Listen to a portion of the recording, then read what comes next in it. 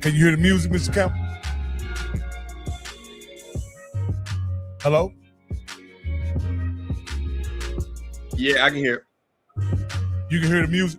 I can, yep. All right, gotcha.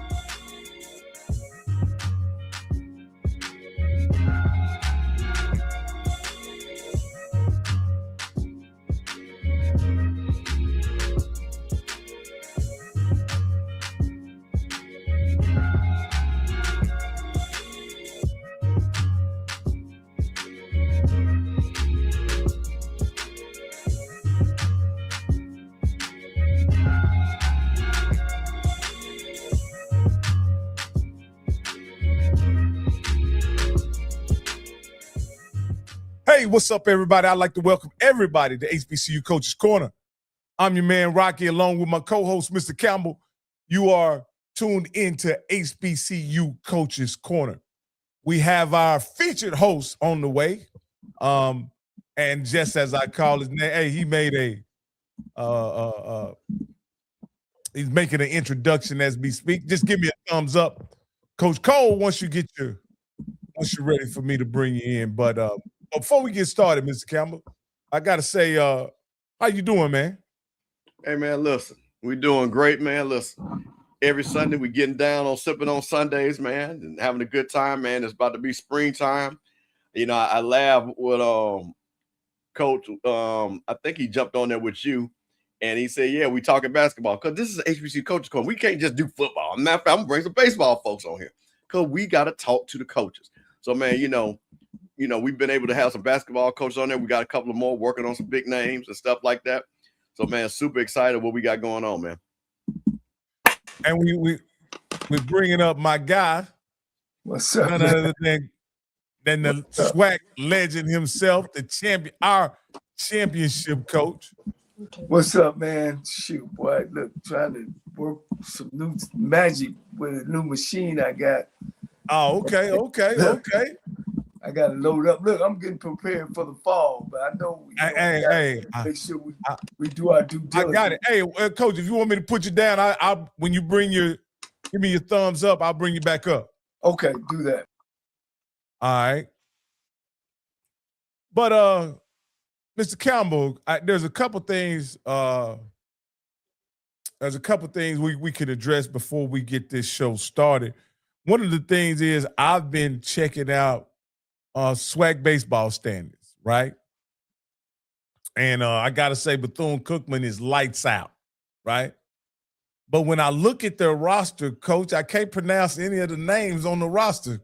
Can you do you know anything about the Bethune-Cookman baseball team and what they have going on over there?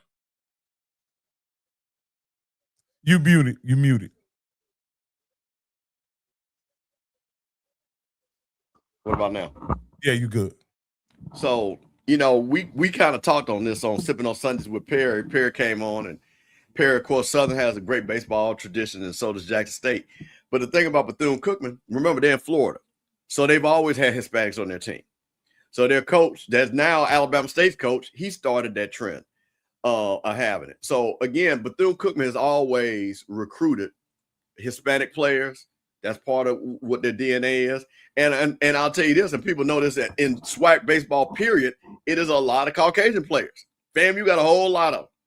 So this is just part of what we see. And one of the things that we talked about with Perry is that, again, when I was growing up, I can remember a whole all-star game that you could feel the whole, and I'm talking about African-American players at every position, where you had a black pitcher, second base, first base, shortstop, third, and of course all the outfielders.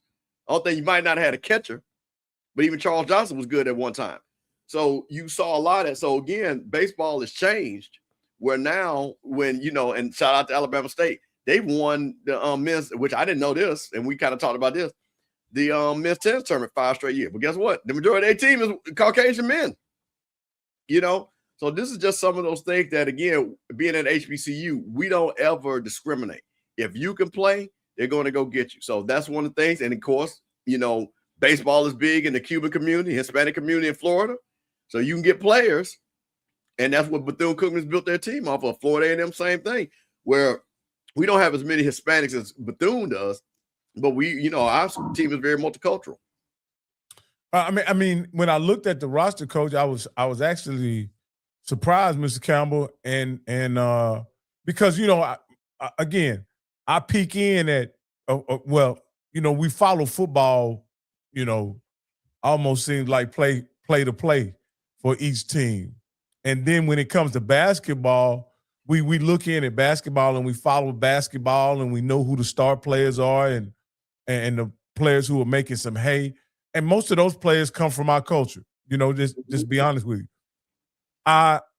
This is my first year peeking in on baseball and some of the other, even track and some of the other sports, tennis, whatever, and even now golf. Now that Prairie View has won the championship in women's golf. So I'm getting to understand that this HBCU culture, it is very diverse. It's very diverse when you talk about the what are known as non-revenue sports on the PWI side of the house. I used to like to call them the welfare sports, but I'll stop doing that because, you know, especially in a sense that the guys who play the revenue sports are being taken care of. Yep. And so with that being the case, that I think that has put all of the non-revenue sports on notice, meaning that they have to, there's a way, you know, they have to be funded and they have to come up, I believe, with some, you know, streams of revenue for those programs if they want to be funded and participate. But yeah, it's interesting to see and look at the non-revenue sports and find out that at these HBCU universities that they're very diverse and multicultural.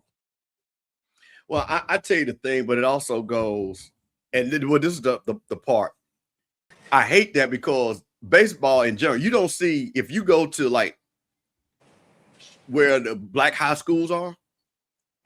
See, I remember growing up, man, you saw cats playing. See, it was not special. And I still think, and most athletes tell you that, man, you had guys, you know what? They play football and baseball. They play baseball and basketball. They played multiple sports. So you had all these guys, like in Jackson, that you could see cats. Man, they were just as good baseball players as they were football players. Because that's what they did. They played some, they couldn't play basketball, so then they played baseball. And then they just rotate in and out. So you had any guy that was a quarterback was a pitcher. 100%. Guaranteed. So you had those guys that played. And so you would see those guys matriculate, and then they go to Valley, they go to Alcorn, they go to Jack State. And you will see them play. Same thing. I played baseball every summer down in New Orleans. North baseball. Listen, that league, I can probably remember cats that I played against that played at LSU, that played at Southern, that played at Grambling, went to the pros. I mean, you could see it right then and again how bad these boys. But I'm pretty sure North baseball is not the same way it was when I was coming through there in the early 80s. You know what I mean? And things like that. But everybody was black. Everybody was playing baseball. But now you go, I have friends of mine say, hey, man, they got a baseball team. That's going on. They don't have that. Or guess what they do? They don't even play for the high school. They play for a travel team, which is crazy to me, which is totally crazy. Yeah. That you don't have that. So when you got these schools that the pipeline where, again, the majority, again, black schools that populated, again, you can go, man, like I say, you can go look at some of our great baseball players that are black. Go look and see where they play high school at. Especially Florida A&M down in Tampa, man. Listen, you go Google black baseball players from Tampa. Ridiculous what they used to bring out of Tampa. So those are things that you sit back and see now. So what happens? Hispanics, they're playing baseball. That's their first sport. So guess what? If you're trying to win championship, who are you gonna go get? Now, what's interesting, because I'm a big college guy. So I've always watched college baseball. But what has happened is you go look at Vanderbilt, right?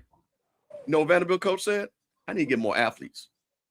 Because he couldn't get the white guys that Georgia, Florida, Ole Miss, Mississippi State, the traditional LSU, these are the traditional SEC powers, right?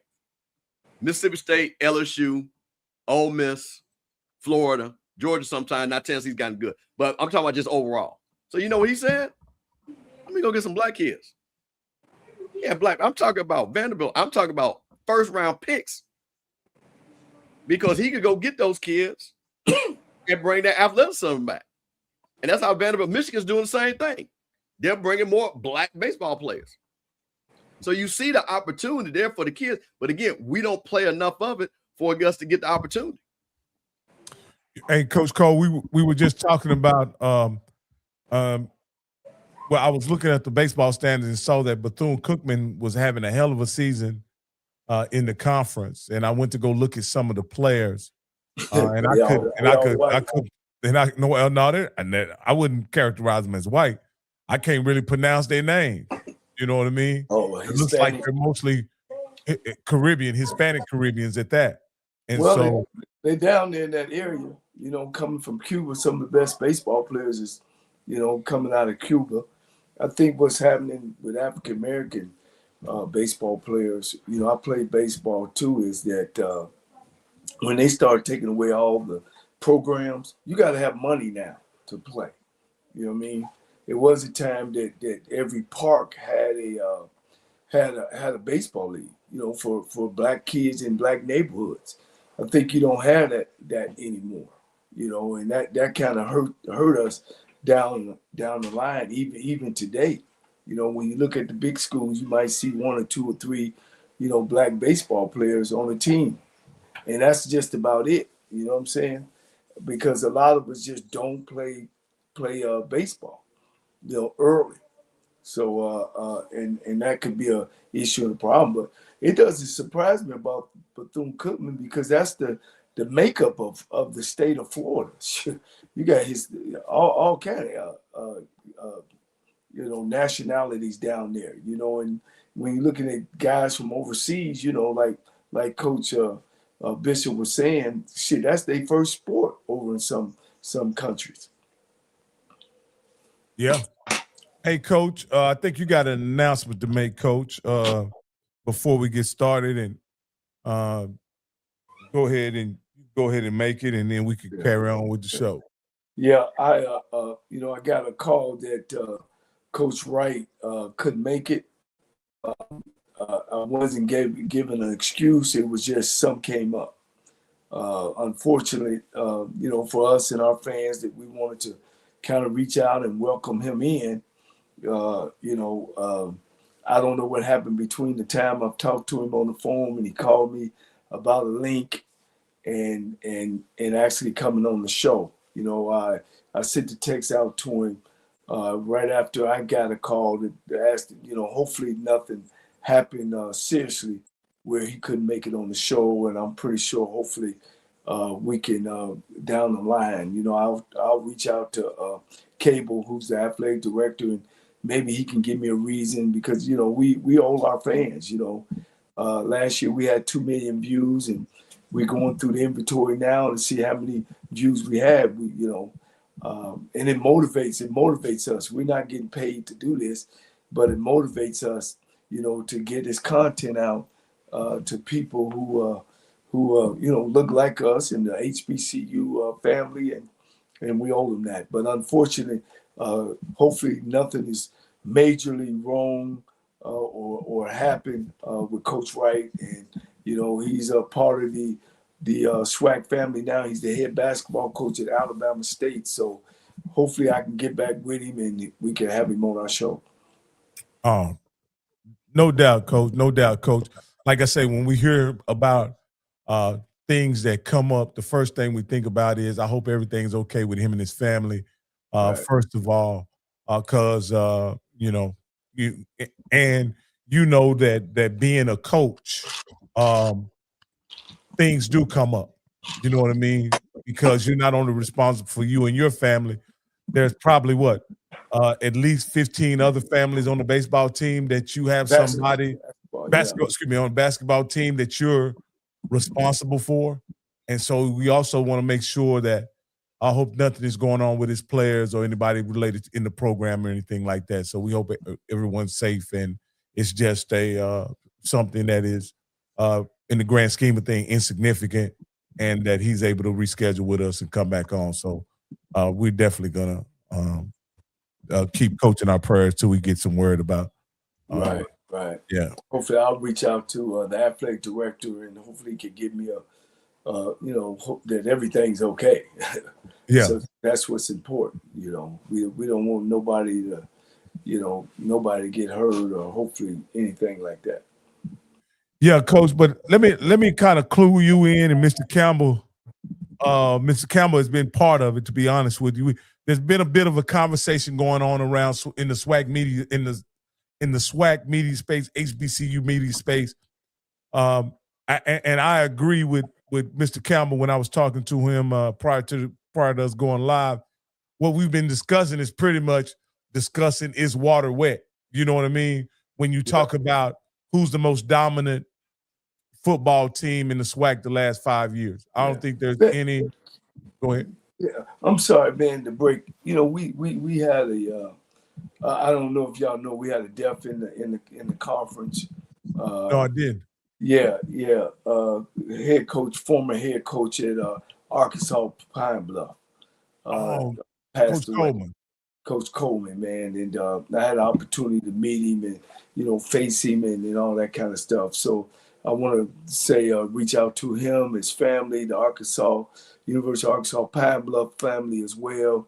That you guys are in our prayers, and Coach Coleman was really a Christian and really a guy of church and that type of thing. And so we want to wish him and his family, our condolences. So I want to make sure I get that out as well. Mr. Campbell, being the historian, what do you remember about Monty Coleman? Hey, man, I remember Monty Coleman playing for the Redskins. Yeah, that's what I remember about listen, Super Bowl champion. You know what I mean? Playing for Joe Gibbs. So that's the thing about him. When he comes home, comes back to HBCU as a coach, man, and that's why I saw it was like Coach said this ain't the first time we had players to coach for us that played in the league. Coach, everybody, Deion, all the NFL coaches like, bro, we've been doing this. So he was one of those guys. That was one of those guys that Coach talked about. And he's the only coach in Pine Bluff to win the SWAC championship. Unbelievable. Most of his seasons were losing seasons, but he did win the championship on his winning season.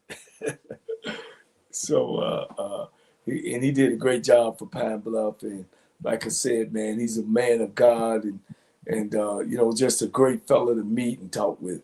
And, we shared our little time together. So, again, our condolences go out to his family.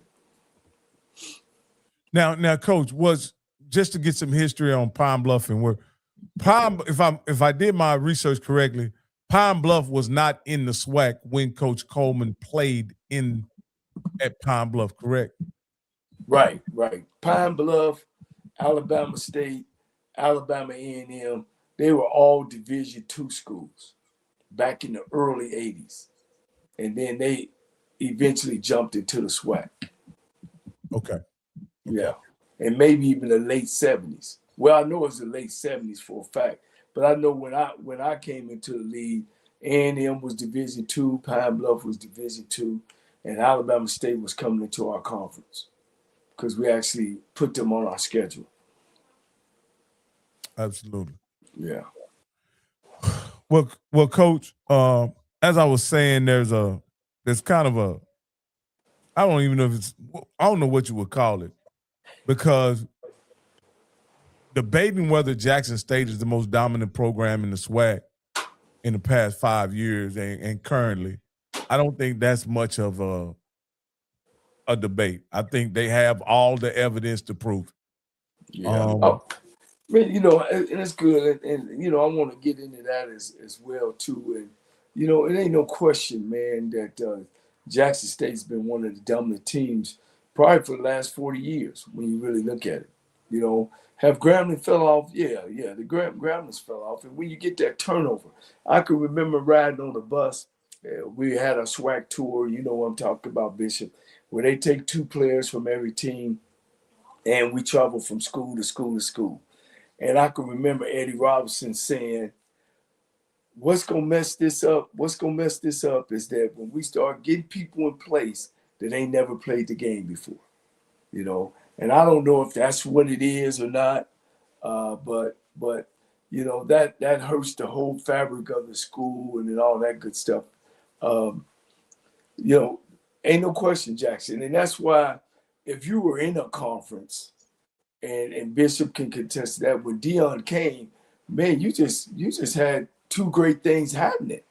You know what I'm saying? We were giving Dion all the praise, which he did a great job, but we really should have been giving Jackson State some of the praise because we gave him the platform, the biggest platform in the SWAC. And can we say, Bishop, black college football? Oh, well, in our era. I mean, it's no doubt. I mean, I told people this, listen, man, Dion is country city, just like Jackson. You couldn't have had a better, other than maybe going down to, and even Southern, I don't think, because of just the culture. Dion is not Creole, Cajun, New Orleans. He is a country dude, you know what I'm saying? But got that sit in for Florida. And that just matches Jackson's personality. So, you know, I thought that, you know, again, and I will say this too, and I will stand on this, no matter what anybody says, Florida State didn't do it. Right. Florida, it was HBCU. They helped him get his degree for him to get the job. Shout out to Talladega, which Coach Wright coached that, which was going to be funny that I was going to bring that up. And then Jackson State gives the opportunity. So again, if you don't have that, because you can't even coach for Talladega, you don't get the thing for Talladega. And God, Jackson State been averaging 20,000, over 20,000. They've been the #1 Division I AA program in the country. You know what I mean? And we put ourselves down. You know, we don't even recognize that as HBCUs. Jackson State, Southern been in the top 5 for 40 years that I've been around. Win, lose, or draw. You know what I'm saying? So it was a happy marriage.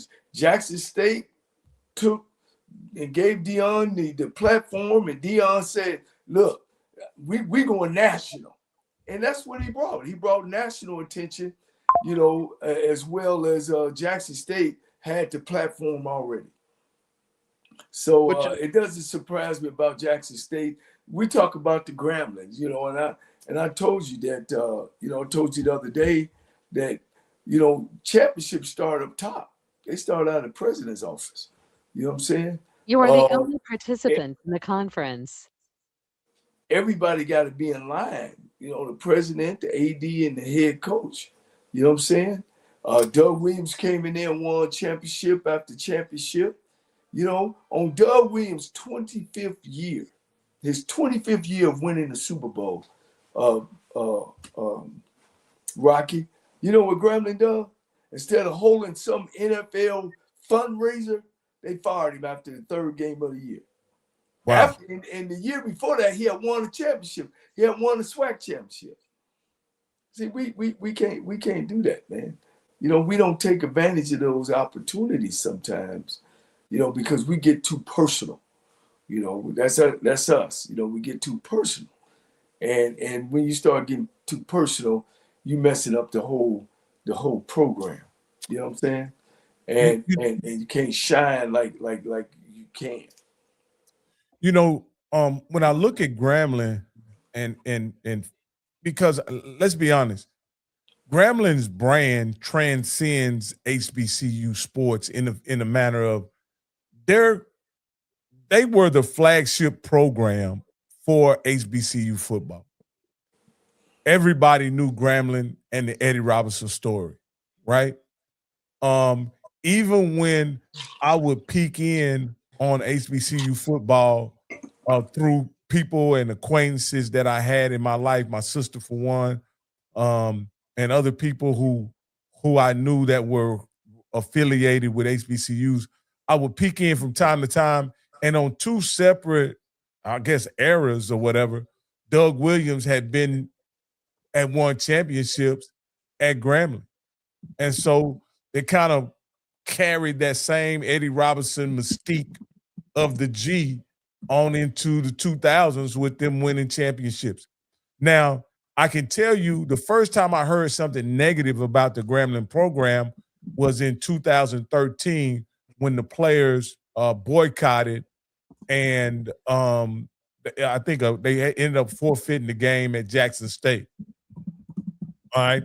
Now, you would think with something as significant as that the program would have taken a dip, but in just doing my research, they end up hiring Coach Fobbs, and he comes back and wins 2 championships back to back, 2 years after the boycott. So it almost seemed like Grambling was literally an unstoppable force in HBCU football and in the SWAC. And as we move into the 2000s, and they haven't had a winning conference record in the last 5 years, I have to ask this question: what happened to the program? Like, it seemed like a juggernaut that just couldn't be stopped, but ever since 2000, they haven't been able to get their footing. And so I asked the question yesterday, didn't get much. You gave me some context as to, what's going on with Grambling now. My deal is that, like, how did they lose their way, being that they were, and for the most part, was the flagship program in HBCU football? One thing about it is when politics start getting into coaching, which it is now. If you notice, championship programs, coach, don't get rid of their winning coach. Now, he might leave, but they don't get rid of their winning coach. They work whatever out. Doug Williams probably should have still been at Grambling if he wanted to. See, he had political problems then, and then that's when he left. And we'll have him on the show, and I've talked to him several times on the show, and we can bring him on the show. You know what I'm saying? He won the national title back in 2000, 2001, somewhere in there, or 99. And then he came back and won it again. Then we get Coach Fobbs. Coach Fobbs did a hell of a job of coaching. And then, you have a down year and then you run him off. That ain't Grambling football. That ain't Alabama football. That ain't championship caliber of the politics that goes on behind closed doors. Here's the other thing that I noticed in the SWAC. When the SWAC hires SWAC people, coach, they're better off. When you look at programs, and white PWI programs too, when they hire their own, they have winning programs. Like the University of Miami, when they were rolling. You know what I mean? They hired their own, but then they brought a guy back, right? He went to the national championship. When you hire your own, and that mystique of your own, you have better programs. When you bring people from the outside, they come in with I'm going to show y'all how to do it. I've heard that so many times at Texas Southern. I was there under 2 or 3 different coaches, and every time they'll come in, instead of building off of what you have, you lose tradition. Well, Coach, let me play devil's advocate, since we got a little time tonight. We have a little fun with you. If I said, and again, I'm not saying I disagree, but we have a little fun. Nick Saban wasn't from the SEC. Kirk Cignetti wasn't a Big Ten guy. What about situations like that?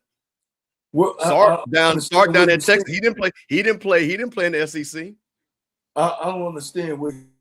Well, you're saying when you bring your own. I'm saying I'm showing you where the own. HBCU. Yeah, well, no, I'm just asking. No, I'm asking the question. So you're saying on HBCU that applies. I'm just asking the question because I'm just using those examples. Yeah, and things like that. So that's why let me say this too. And I'm not necessarily saying just the football coach. I'm saying maybe the president, maybe the athletic directors from that university.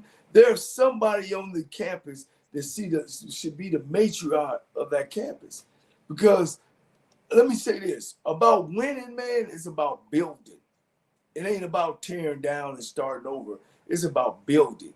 And if you ain't got people in them places, then you you're running like on a treadmill. You're not growing, you're not moving forward.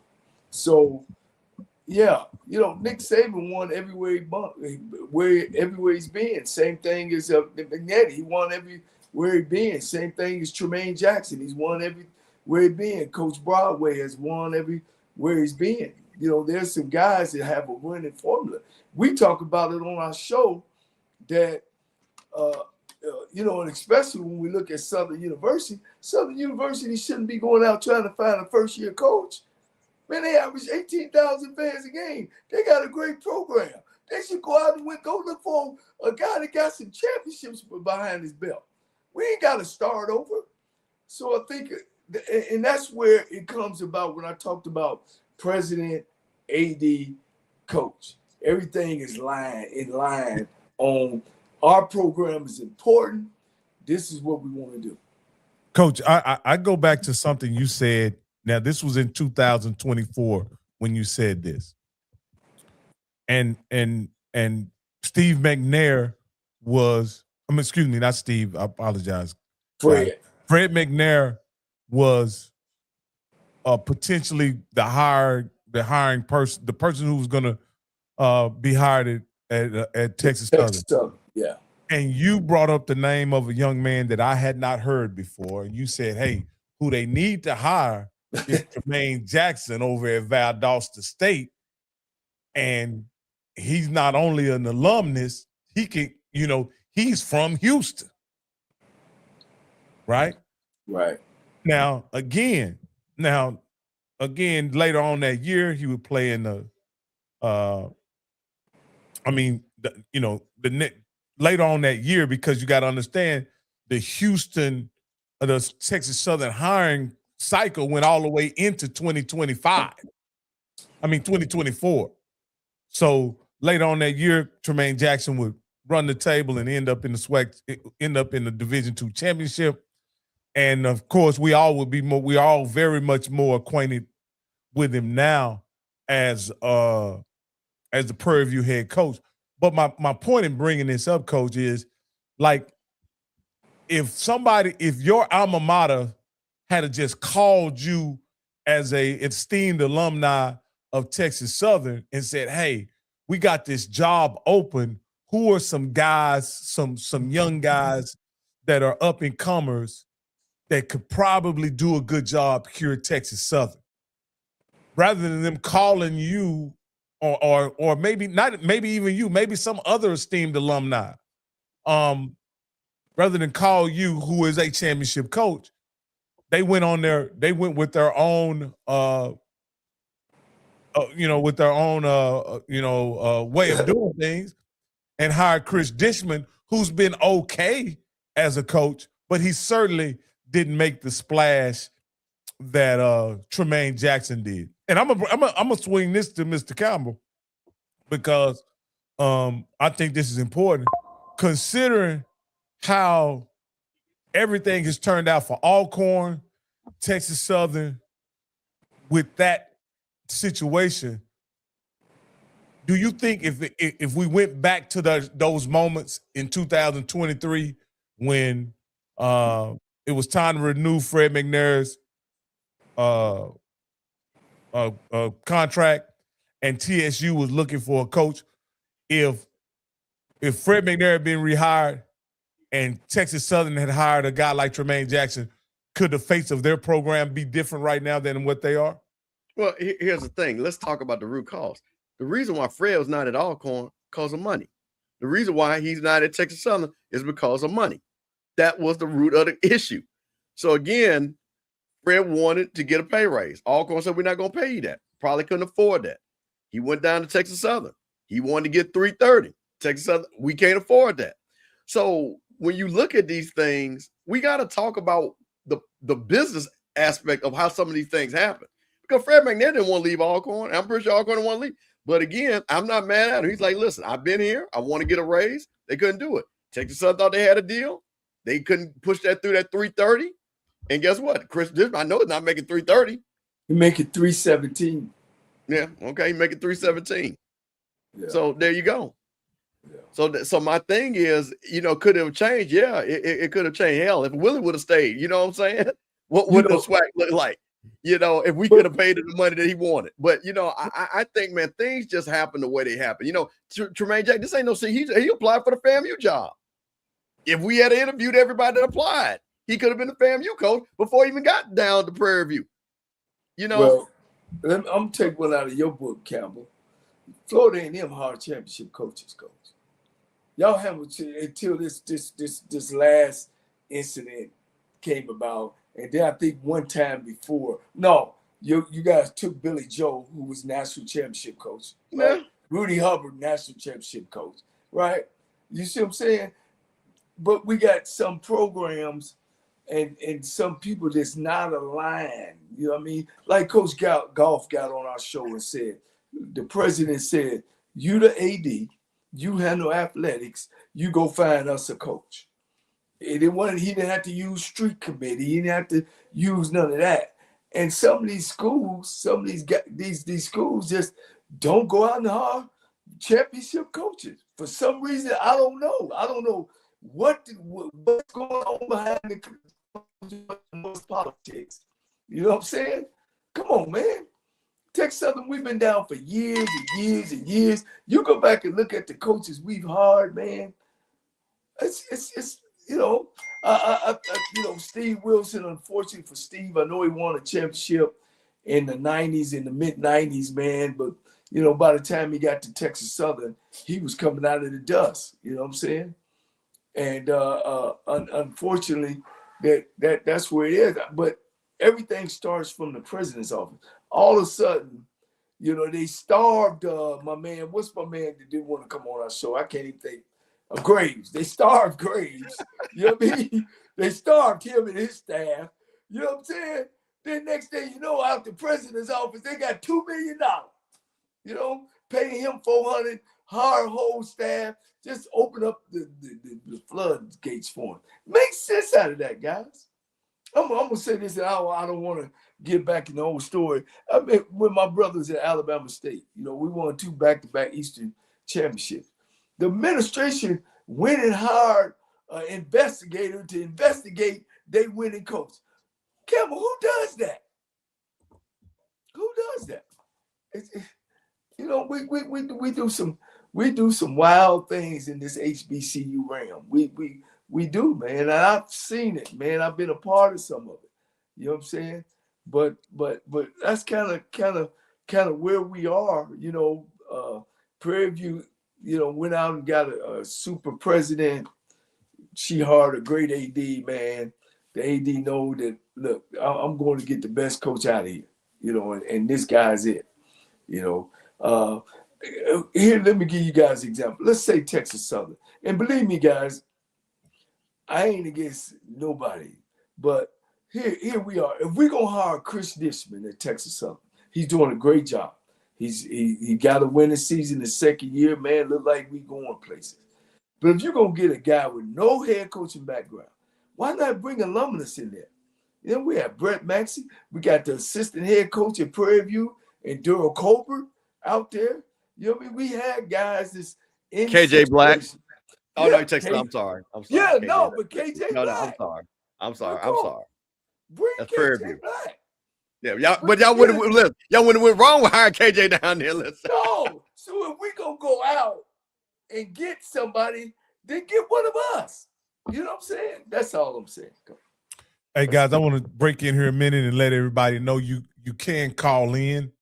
You can call in at 760-548-9951. The numbers at the bottom of the screen. The phone lines are open. So if you have something you want to say, you have a point, we're kind of freestyling here tonight. We had a interview scheduled with Coach Chris Wright, Alabama State's new head men's basketball coach.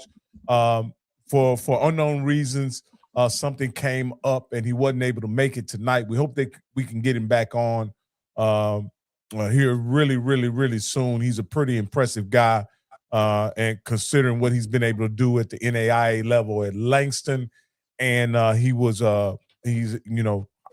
we believe that Alabama State hired them a fine coach and a winning coach to continue their program. In fact, they won a conference tournament just 1 year ago. And so hopefully Coach Wright can get those guys back on track and have a good season at Alabama State. So, but again, we want to send a shout out to Coach Chris Wright, and then hope that everything is well with him, his family, and his Alabama State family as well. Yeah. Campbell, come on back on here. Campbell. I'm getting texts from people asking me questions. Let me say this, Campbell, go ahead. And you can attest to this. Y'all hire your own, right? You just hired great quarterback, handsome, great family. Just tell people how much money y'all don't raise, Coach. Y'all ain't kicked the ball off. $250,000? Over that. in less than 40 days. So why 40 days and 40 nights, Coach. Paulo, are you there? Yeah. 40 days and 40 nights. Why we need to go somewhere else? Oh, okay. I'm gonna bring you on in just a second, okay? But go ahead. No, you good, bro. Exactly. Right. Hey, bro, we definitely going to get him on. We're working on. I'm working on that. Absolutely. Hey, we got a caller on. If y'all ready to take it, let's do it. Oh yeah, let's go. Hey, caller, you're live on HBCU Coaches Corner. What's your name and where you calling from? Man, look, it's Doc Holliday, HBCU Overdrive, calling straight out of Oak Cliff, Texas, baby. Oak Cliff, Texas. Hey, that's not far from me, Yes, Doc. sir. I know you in Waco. Hey, did you go to university? You went to Waco High. I went to Waco High. We won games. See, you know what? That's bogus right there. But no, man, hey, I had a chance to listen while I was at work earlier today. I had a chance to listen to your show from last night, and what you did on there, you put out some good points, some great gems, and for all the for people that's hating on what you put out there, I mean, the proof is in the pudding.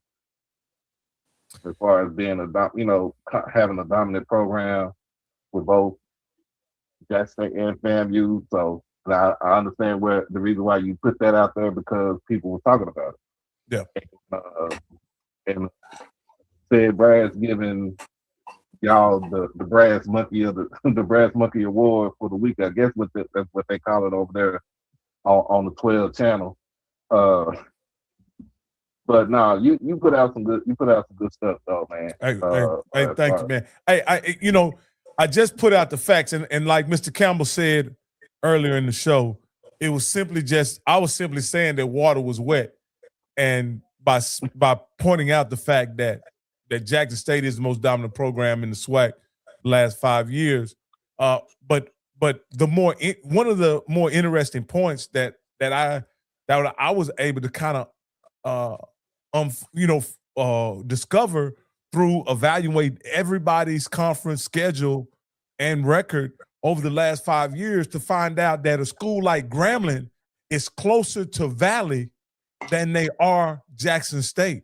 Even though they have two victories against Jackson State the past 2 seasons, when you look at their overall record, they're much closer to Valley than they are Jackson State. And so, that doesn't seem that that's the case, but that's truly the case when you break down those schedules. And so over on that west side, Coach, because that's what you basically talk about, right?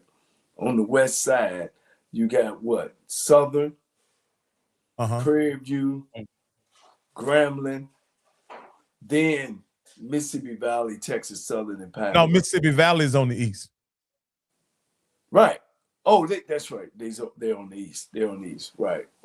So the two programs, Grambling even down. The two programs' fortunes that changed pre-COVID, post-COVID, and I'll say two programs, their fates have changed. Grambling and Alcorn, their fates have changed since COVID. They are not the same programs that they were prior to COVID currently. And that's just the truth. Now, Alcorn moved to the west. Is that correct? Am I correct in saying that? They moved to the west? They moved to the west after when we did conference realignment.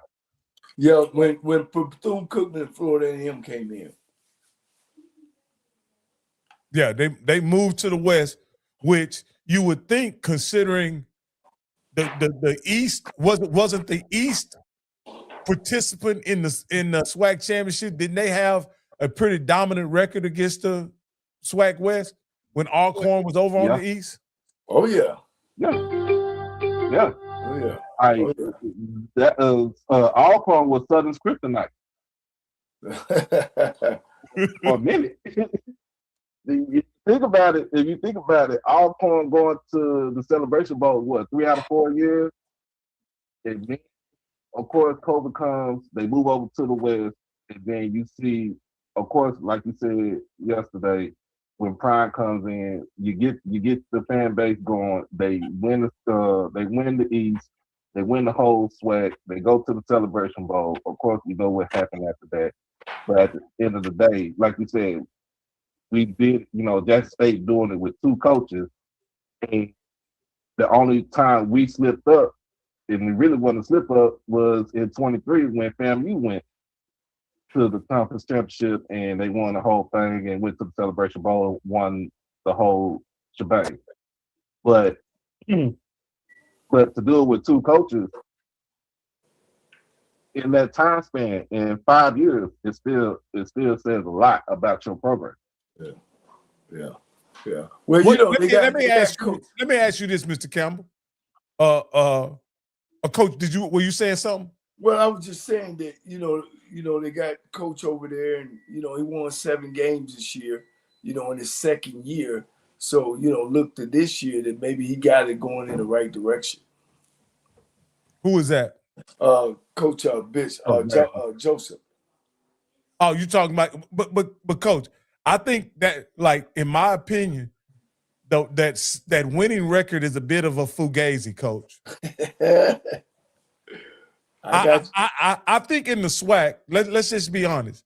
In the SWAC, to truly get a sense of what a team really is, you can just really look at their SWAC record, right? And that tells you what a team really is.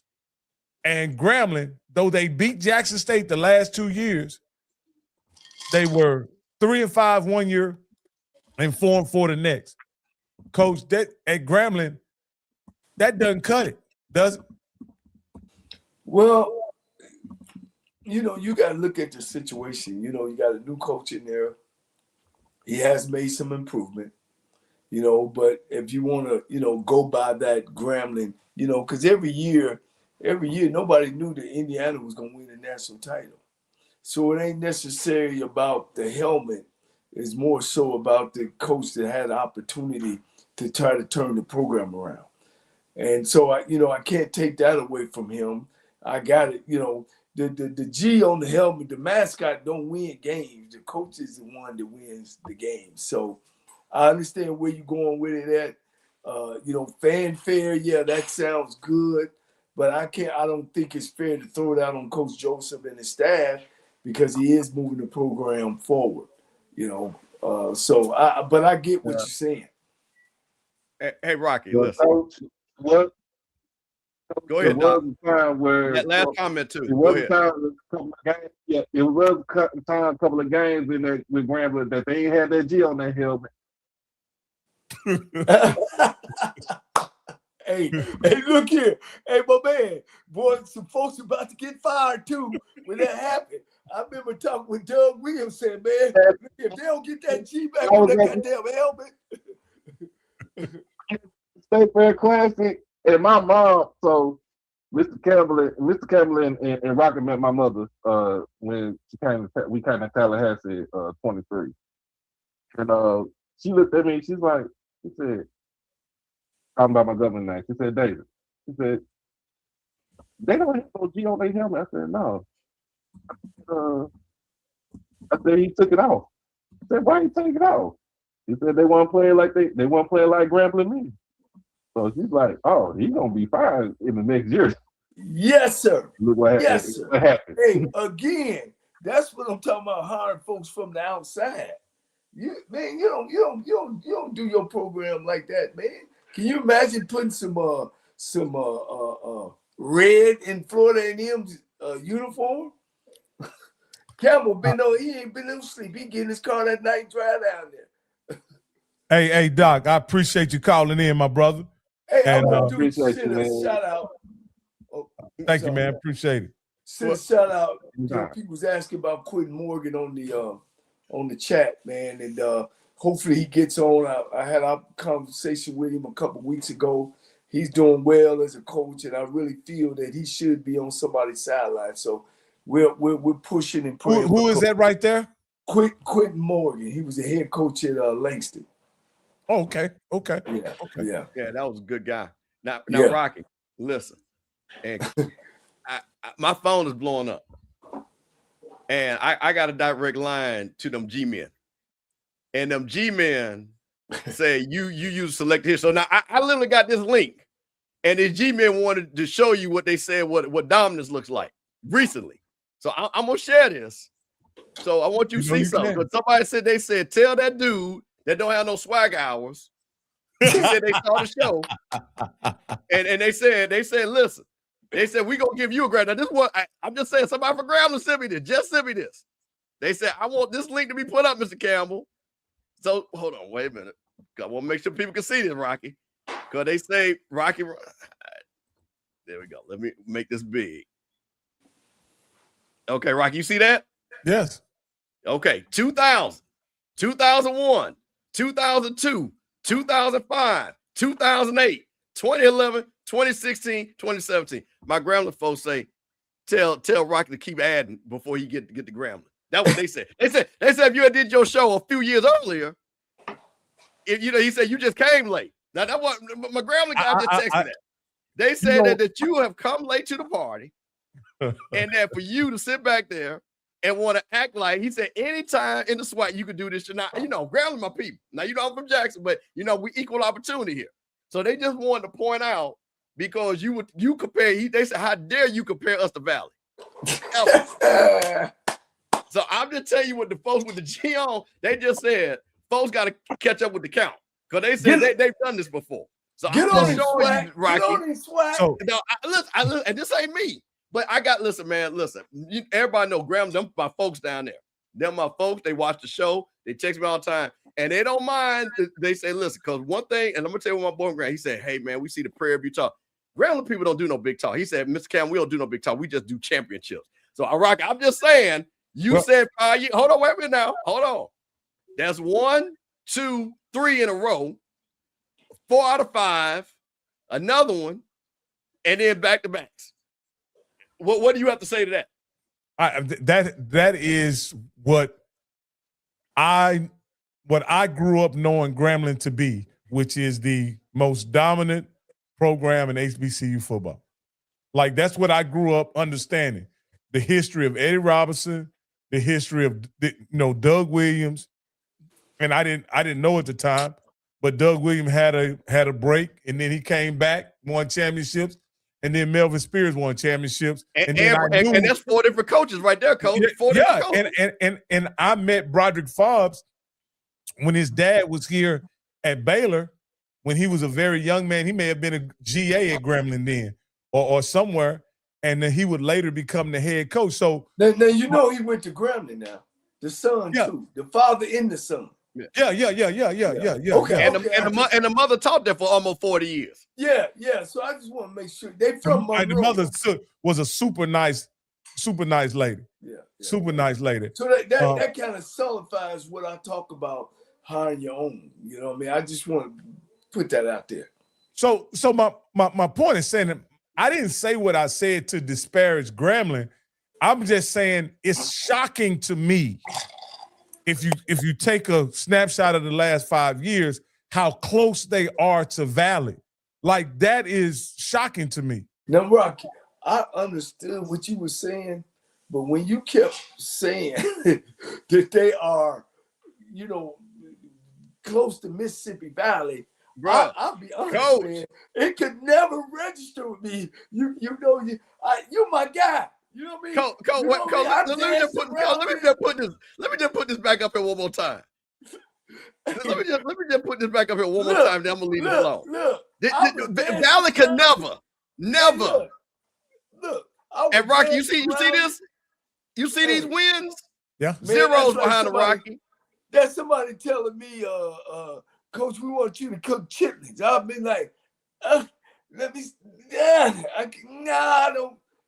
I just couldn't fathom. You know, I see what you were talking about, but it was just. Well, let me say this. I've heard now in this. Now let's be honest. When you talk about the Blue Bloods, the history that you guys have given me, I've understood that Jackson State has had a down period. Southern has had a down period. Grambling is now experiencing a down period. You understand what I'm saying? I understand that each one of these blue blood programs have had their time in the valley. Can I add to that? Go ahead. Let's just talk.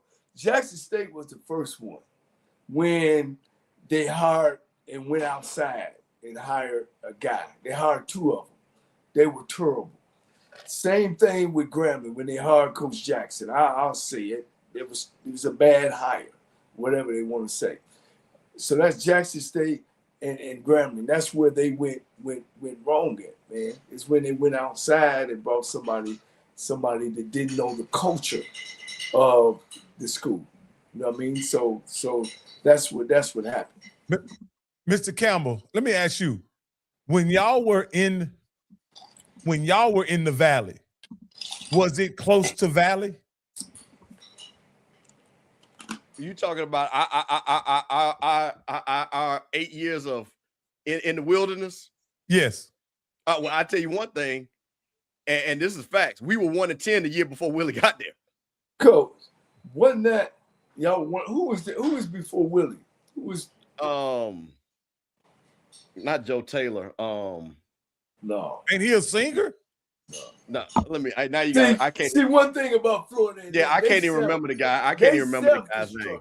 Rocky.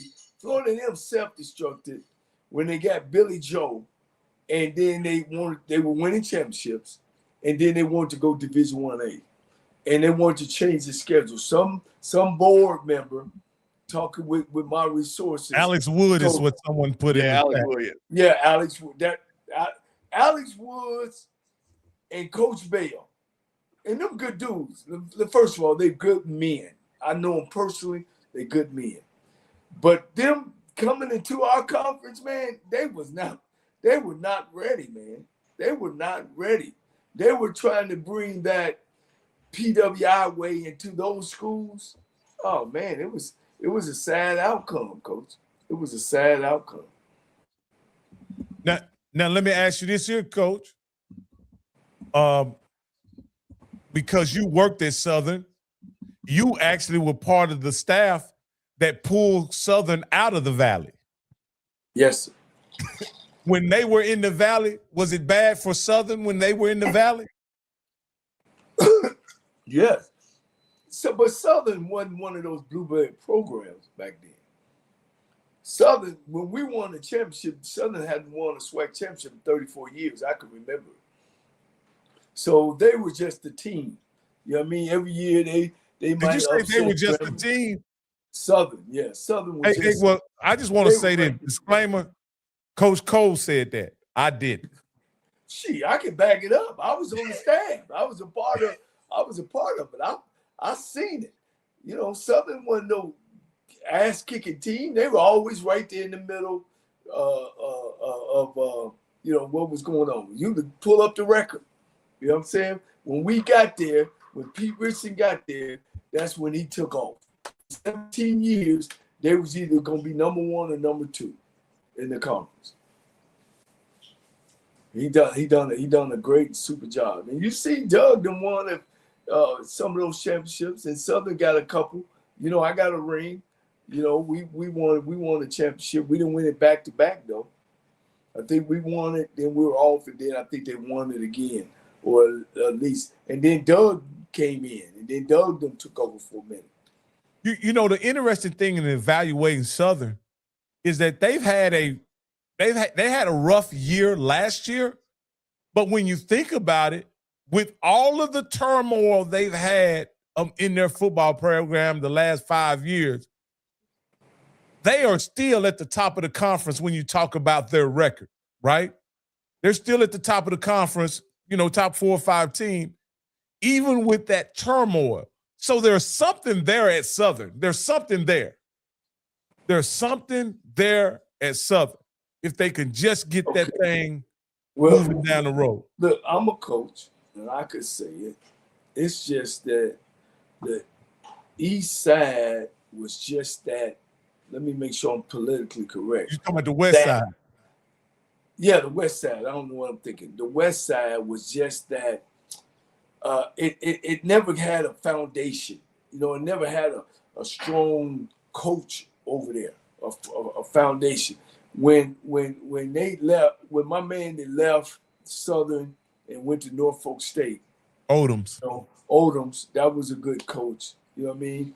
Fred McNair started changing, and that's when the other the white guy left from Alcorn State. They wasn't filling those positions with strong guys. I could say that.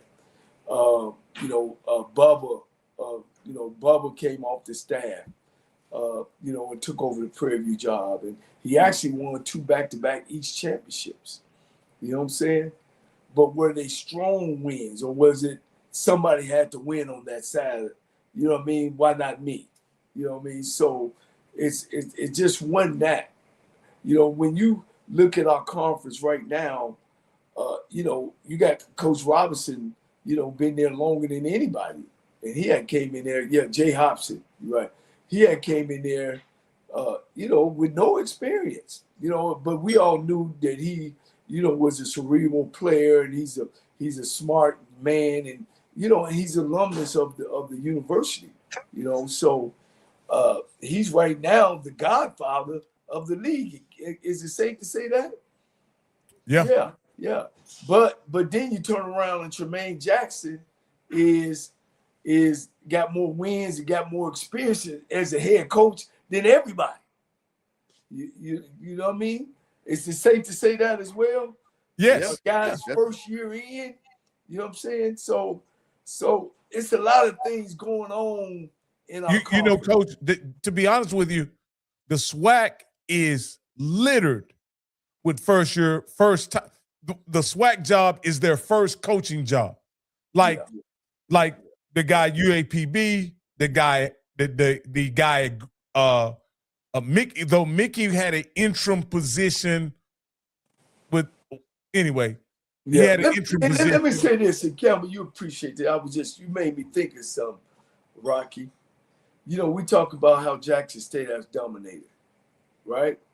They hire within the most of the time. Florida A&M hire within. Florida A&M go get championship coaches. You know what I'm saying? Alabama State, they kept Coach Marker for a long time. Coach Dixon came in, then they bring Coach Cole in. He win championships. Controversy. They bring in my coach up at Tennessee State, Barlow. Controversy. They bring in Jenkins. Controversy. You know what I mean? Texas Southern, we all over the damn place. We so political, man. It's freaking terrible. Prairie View, 80 losing season. Never hire a winning coach. This is the first time. I'm gonna say this is the first time in 40 years, Bishop, to correct me, that they've actually guy came in with a winning record. Who was that? Tremaine. Tremaine, right? Everybody. Dooley was. Can we say? I don't know what did Willie do? What did Willie do his year? Willie was just an assistant and came in. No. Willie had 3 seasons at Prairie View. Where did he come from? Was he a coordinator? No, he was a coordinator. He was a coordinator. Right. So he out the picture. Okay. All right. Pine Bluff. They never go out and get a championship coach for some reason. So where am I going? I'm going with a pattern. Winners win, losers lose. Mississippi Valley, come on, man. The only winning coach they hired was Clumagee, and that was at the end of his career. And he couldn't, fathom in getting the guys around him that could turn that program around. So when you look at our conference, the winners go and win, and the losers Stay losers. Hey, Coach, this is part of the PV12. The person that Oh, said that's my Prairie View was guy, the anchor of the Coach SWAC. He said he's letting you know. I guess Coach Northern, when he came in, I guess he had a winning record at Prairie View. Okay, I guess Before he got to Prairie View. That's what the coach was saying. Before he got to Prairie View. Before he got there. He didn't come there as a head coach. Okay. All right. Well, I just want to clear that up. Coach, I don't wait a minute. Hold on, Coach. Wait real quick. I don't want you to be the brass monkey of the day for something that got misquoted. You know what I'm saying? Even though over there sipping on syrup, we win it every week. So I didn't want you to break our streak because I think Zoe is going to be Zoe is working strong to keep the lead. And I don't want you to mess that up for Zoe because I'm trying to go back to back. Okay. Yeah. No, Coach Sutton, I coach Coach Northern. Cerebral player, super person. You know what I'm saying? But I was saying that when you have an opportunity to hire in these losing programs, perennial losing programs, none of them necessarily go out and say, let's just go find us a winning coach, a winning head coach with some championships behind his belt as the head coach. We don't ever do it for some reason. I wonder why. Can you agree with me on that, Coach Campbell? But here's the thing. But you know what though? You know what? It's funny. But as you well know, only one person can win a championship every year. So the problem is, it's not that many that had that petty. Coach, listen. You think about this. Look at how many coaches have coached in the SWAC, and how many coaches have only won SWAC championships. You wanted a few. And I probably did quick math. Well, why am I out here talking to y'all and not getting ready for spring? Coach, they say you don't want you won't let the guy wear the braids no more and the flip flops. So that's what they say. You're not gonna let him wear the braids and the dress, Coach. Look, Coach Campbell, I just talked to my brother. He at home painting the wall, man. Getting his yard straightened up for the summer for our family union. No, I'm just bull crapping, man. But it's some Quentin Morgan out there. Quentin Morgan out there right now. At Langston, from Langston. Well, Coach, I'm gonna tell you a secret. And Rocky knows it because Rocky did the graphic. Trust me, there's gonna be some opportunities by the end of the year for some coaches. I can guarantee you that because like I said, we ain't gonna hurt nobody's feelings. But I tell you what, when the season roll around, there's some folks already know, and y'all know I already got the background ready. The U-Haul gonna be crunk up. So yeah, see Heisman Northern, Coach Northern, he's a SWAC guy, man, through and through. Smart, intelligent, young, he can get it done, man. But we into the NFL, we into this pro thing now, man. And guys, I know I'm gonna pivot for a second, man. Let me tell you something about hiring a guy ain't never been a head football coach, man. It's in some situations, if you were on the staff and the head coach leave, that's a great job. But when you ain't never been a coordinator, some of them ain't never been assistant coach, I can't gravitate to that. I can't hang on that. Because here's my example. If you jump off a 50-story building, the rule says that your ass gonna die. Right? You're gonna die. You know what I mean? Is the mug gonna limp off from there? So what am I saying? The rule says if you ain't never been a head football coach and never been assistant coach, you're not gonna be successful. You just not. You know what I'm saying? Coach, let me ask you this question then. With that being said, and I'm saying this respectfully, how important is this season for Coach Eddie Robinson then? To your point. Well, that was a political hire. And he's got the right people in place in line. Him and the president is in line. The AD, Coach Cable, they all in line. And they all in line, not necessarily because, they truly like, they got relationships. They got former relationships. And I think Coach Robinson is on the right page. I think he's moving in the right direction. They got a good following down there. So that's one of those Deion Sanders relationships. You know what I'm saying? That's one of them moves. They all in line with each other. I think I'm gonna say this about Coach Robinson.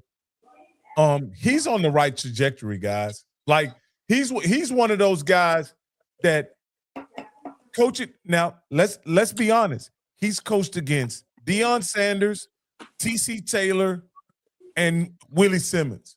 That's pretty stiff competition, guys. There always is an exception. They always Negro would get off the ground after jumping off 50 and limp off.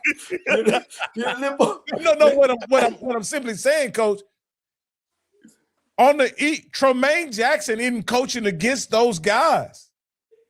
Yeah. There's no Deion Sanders on the West. There's no T.C. Taylor on the West. There's no Willie Simmons on the West, unless I missed him. Is there a Willie over there, Mr. Campbell? No. Can't find him. Coach, he came in and won his first year. He went to the national championship. But what I'm saying is that system that we're getting into of hiring pro coaches, it won't work in no business, that I know of. In no business. Now you don't give a guy who was the assistant principal of a elementary school and then give him the presidency of a college, and you gonna think it's gonna work? No. But let's be honest. You got a guy over, and I want to bring this guy in because he's somebody I really like as a coach. We had a chance to interview him a couple of times. Sam Shade. You take Coach Shade. I really like Coach Shade as a coach, but he's in a division where he's coaching against a seasoned T.C. Taylor now. He's coaching against a seasoned Eddie Robinson now. He's also going to be coaching against Quinn Gray, who's led by his alma mater. That's pretty stiff competition. No question. And no you question. You got a guy that's at a non-traditional power. Go ahead. Guess what? They got a coach against him too now. He's seasoned too. He don't won a state title. He don't went to Miles, turned around and won the SIC title. He's played big time football. He's a cerebral guy. Coach, but the fact of the matter is, Coach, in his first year in the conference, he went 1-7. Yeah. Well, now, on his defense, he lost his starting quarterback, who's coming back now for his 10th year. How many quarterbacks have Eddie Robinson lost since he has been the head coach at Alabama State? You can't, Coach. You're gonna run, Coach. What I'm simply saying is, you have to produce at some point.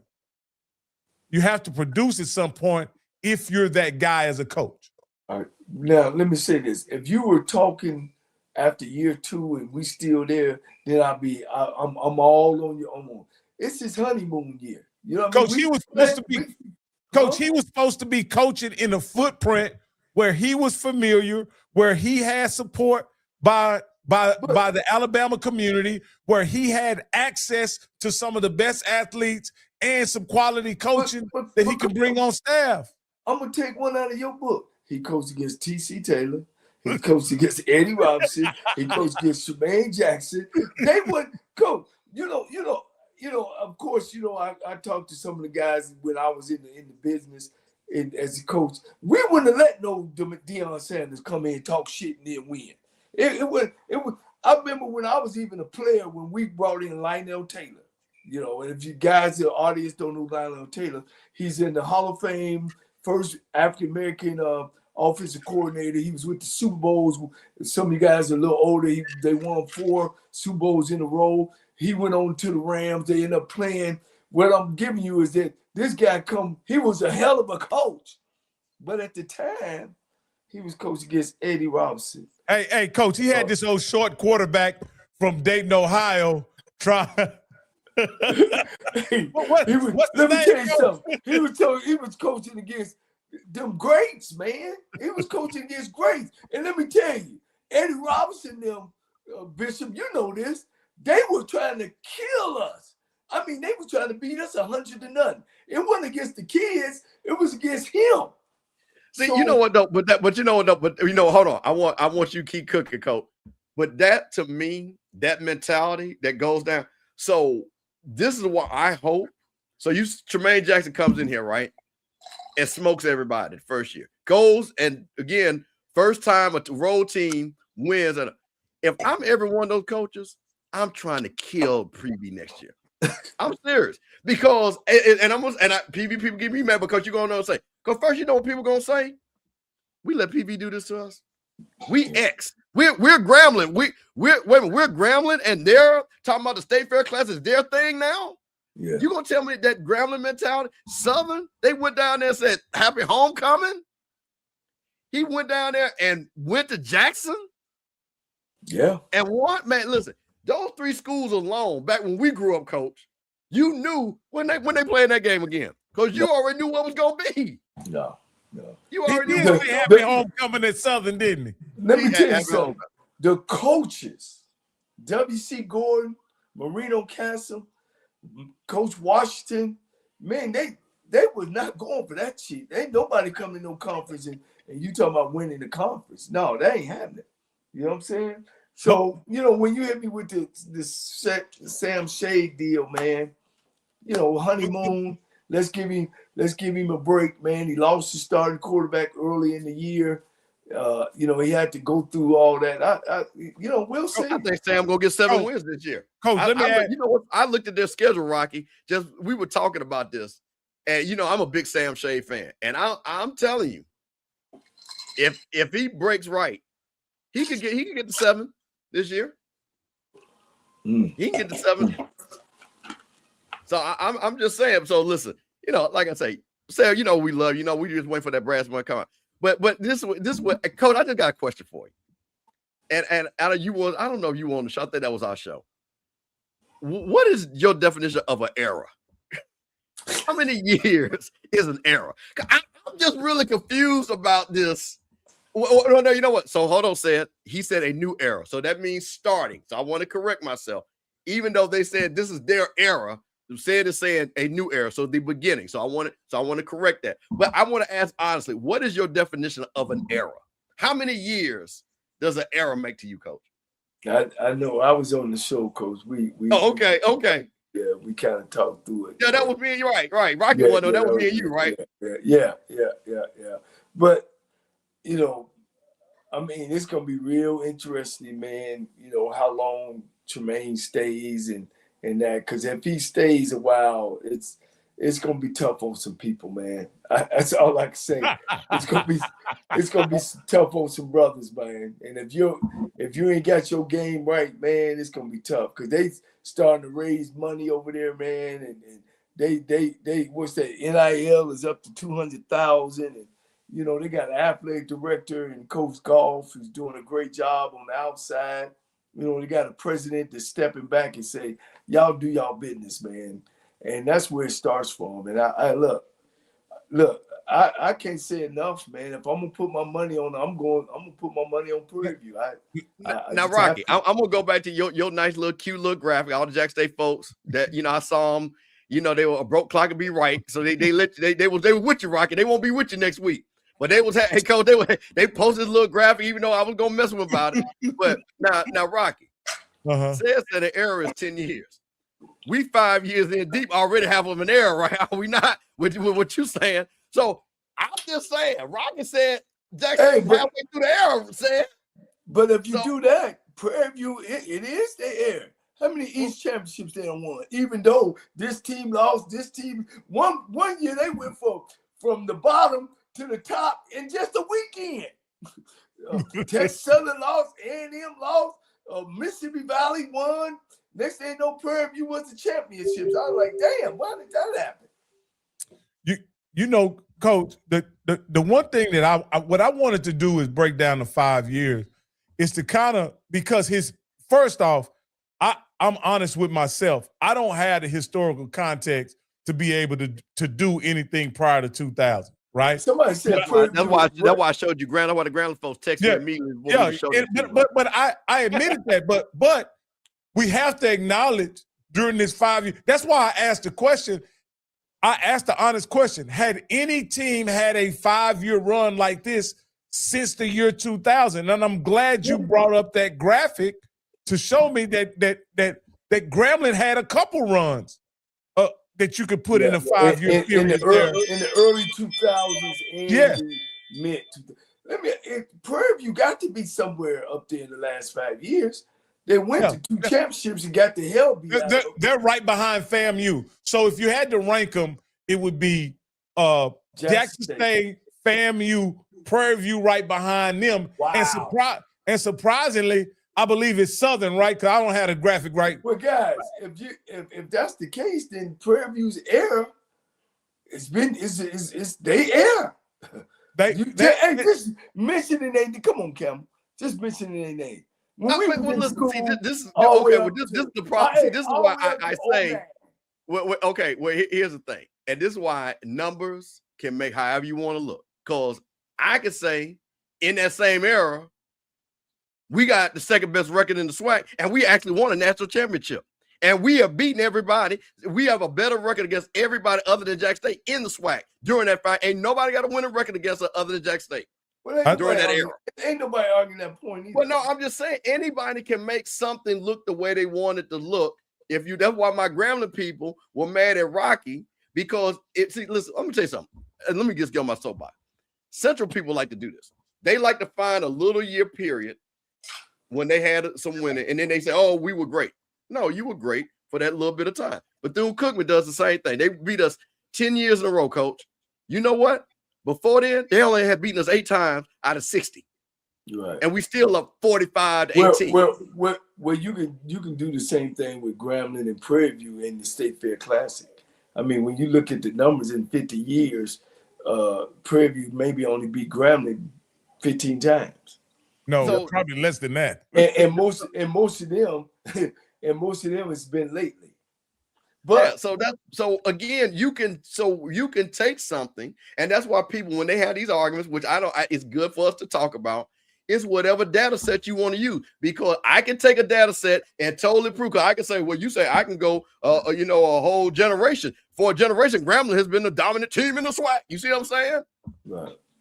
And flip that just that quick. That's what Grambling people are saying. So it all comes to ebbs and flows. What my biggest thing is, and what I love the Prairie View people out there doing their chirping. I think it's hilarious for me. We got a caller, guys, whenever y'all want to take No, go ahead, Rocky, go ahead.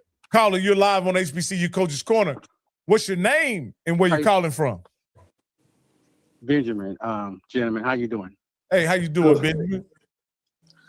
So I've actually been listening and hold up, Benjamin. Hold up, Benjamin. Yeah. See how I can listen to his diction and tell that he's a Prairie View guy. Because these Prairie View guys know how to speak. They must take public speaking 4 years in a row. But go ahead, Benjamin. Okay, well, I'm gonna be transparent. Right now I'm kind of sad. I'm dealing with some other issues. But that being said, I last saw y'all when we were in Atlanta. And Rocky, I was a little against you a little bit. And because I feel like you came in the system and you kind of bought into the foolishness of listening to what people were talking about. And you didn't really do your due diligence kind of on the history. But putting that aside, Mr. Campbell, I'm not going to call you the brass monkey like Sid did, because I actually spoke to you after the game and shook your hand and so forth.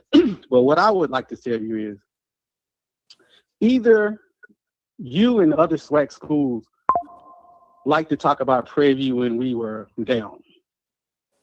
And now that we're up, you like to talk about Prairie View when we're up. So either make your mind up and argue the point when we're down and continue to bash, or I was listening to one of your FAMU shows where one of your alumni members said about FAMU. I don't remember the guy's name. I don't know if he's an attorney, but he's on one of y'all shows. I didn't call in. I was just listening. Yep. And he said, damn, I'm really tired of all these schools trying to bash FAMU. So this is to you, Mr. Campbell. Yes, sir. If you don't want people to talk about the negativity that goes on at FAMU, stop talking about Prairie View being when we were at our lowest point, and you too jealous to talk about Prairie View about what's going on now. So it's like, damn, they damned if you do, damned if you don't. You want to bring up when, y'all love to say when we were y'all's favorite team for y'all's homecoming. But now that we whooping y'all's ass, you don't have you want to kind of get upset when people catch back, like said, and other people who talk about some of the struggles that's going on at FAMU and Southern and Grambling. I don't really care too much what you say either way, because I'm gonna be respectful to you. But I would just think that, as I told Perry, it's cool to talk about Prairie View when we're losing, when Southern were getting people that was dropping out of LSU to come to Southern and beat the crap out of Prairie View. You get your jerseys off of that, that's cool. But we've never had people from A&M to flunk out, domestic violence, speeding down the freeway to come to PV. We've had students that say, you know what, man, I love the game. I'm going to play. We lose. We lost. We take the lumps. And we go on by our business. But it's amazing how all of y'all on all of these channels, you, Doc, some of these other people, y'all love to always want to keep PV in a pigeonhole. But now that they whooping y'all's ass, you have it's like y'all have a aura about yourself. Like, I dare that they be proud of what's going on. Well, why don't we say that same thing? Why don't we say we dare when FAMU wasn't winning? But you don't hear people from Prairie View say that. I dare when Southern, they were doing so good when they was getting the flunkies from LSU, but when they would play against good teams, what did they do? They never competed well. So I'm like, man, let's just be, as I heard you say before, you said, let's be respectful. So let's just be respectful to everybody's school. Love your school. Let's say it in line with them, love their school. And when we play against each other, let them play. Whoever wins, we win, we lose. At least at Prairie View, when we lose, we just say we lost to a better team. We shake the dust off and go on by our business. But when y'all lose, y'all come up with all kind of excuses. Well, you know, it's this coach there. It's this person here. It's that. We are getting tired of all that. So I'm just saying, let's do like you said earlier, and just be respectful for all of the schools. And if that's the case, that means be respectful, not pick and choosing when you want to try to throw dirt up and then you kind of cover your hands like, oh, I didn't throw no rocks. Because these young guys at PV now, like said, they waiting for you to throw the rocks because they waiting to what? To respond with some boulders. And y'all don't like when them boulders come y'all way. So let's just dial it back. We win, we lose. It is what it is. Yeah, he probably still talking. I had to. All right, now you gotta let me cook here. Oh, okay. Let me cook. I piped him down. If he's saying, if he's talking, he can hear you though, Mr. Campbell. He can hear you. Okay, so let's be clear. I'm one of the fair people. It's your coach that say, hey, Campbell cut a check, and I say, hey, y'all need support. I'm the one that said Prairie View should always be good. Everybody knows Lionel's my guy. I like said. But let me tell you what you're going to get from me. And this is a difference. Now, you want us to have this thing. See, there's a difference when you a blue blood. There's a difference when you got history of 70 years of winning, of national championship, not only just winning the SWAC championship, winning the big thing. There's a difference when you know what? When you were our homecoming opponent, and we beat you twice. So you doggone right, we should never lose the Prairie because we FAMU. I'm from Jackson. You know what? Jackson ain't supposed to lose to Prairie View because that's Jackson State. Southern is not supposed to lose to Prairie View because that's what Southern people. Grambling damn sure ain't supposed to lose.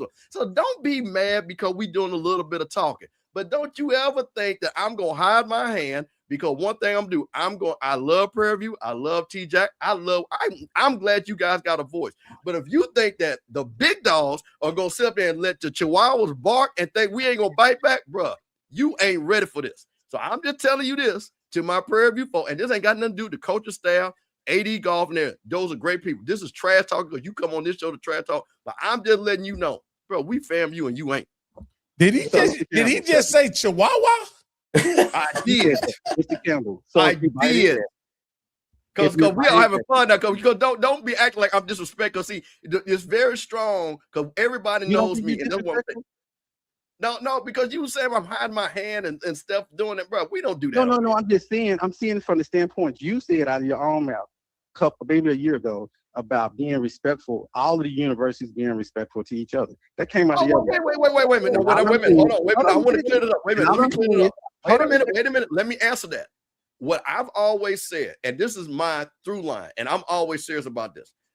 I don't want anybody to talk about anybody's academics. Don't want to be talking about somebody's presidents, what they're doing. I'm not down with that because every one of these schools got a mission in their state. Okay. But listen, when it comes to football or sports or anything like that, if people want to sit back and make jokes about us losing the Valley, what I'm supposed to do? Don't you tease FAMU about losing the Valley? No, fam, you're supposed to beat Valley. We're supposed to beat Valley.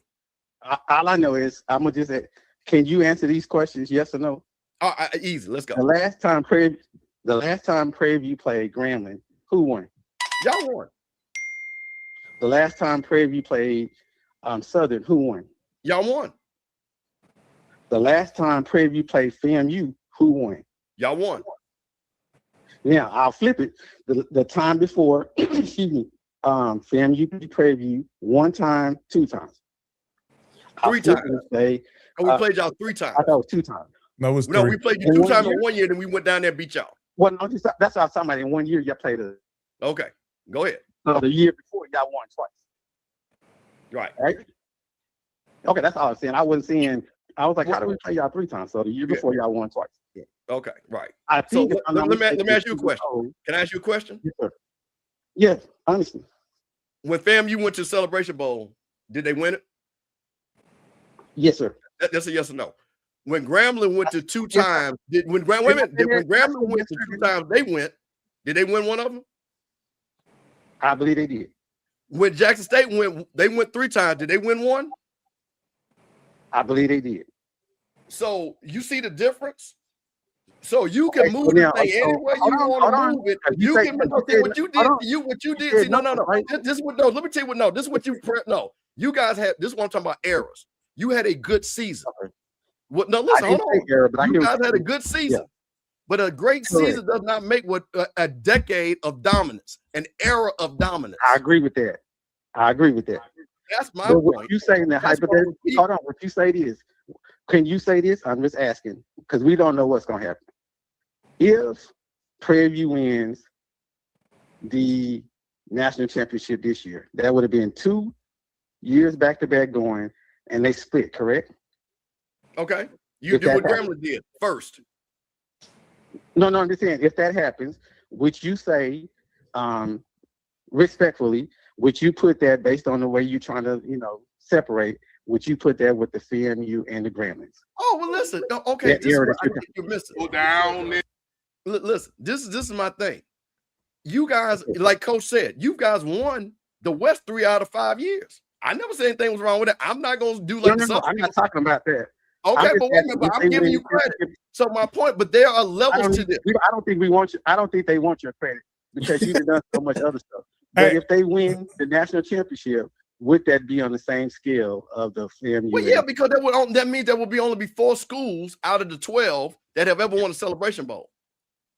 Yeah, you get to come to the VIP. Can I ask one more question? And this got to be extra credit right here. This got to be. Okay, well, that's fine. This can't be part of the test. You know what? I'll tell you this. I'll put money on your book. So again, Mr. Campbell, I was the gentleman that met you in the tunnel, you and Coach, and I shook your hand because Rocky his back was turned. But that's beside the point.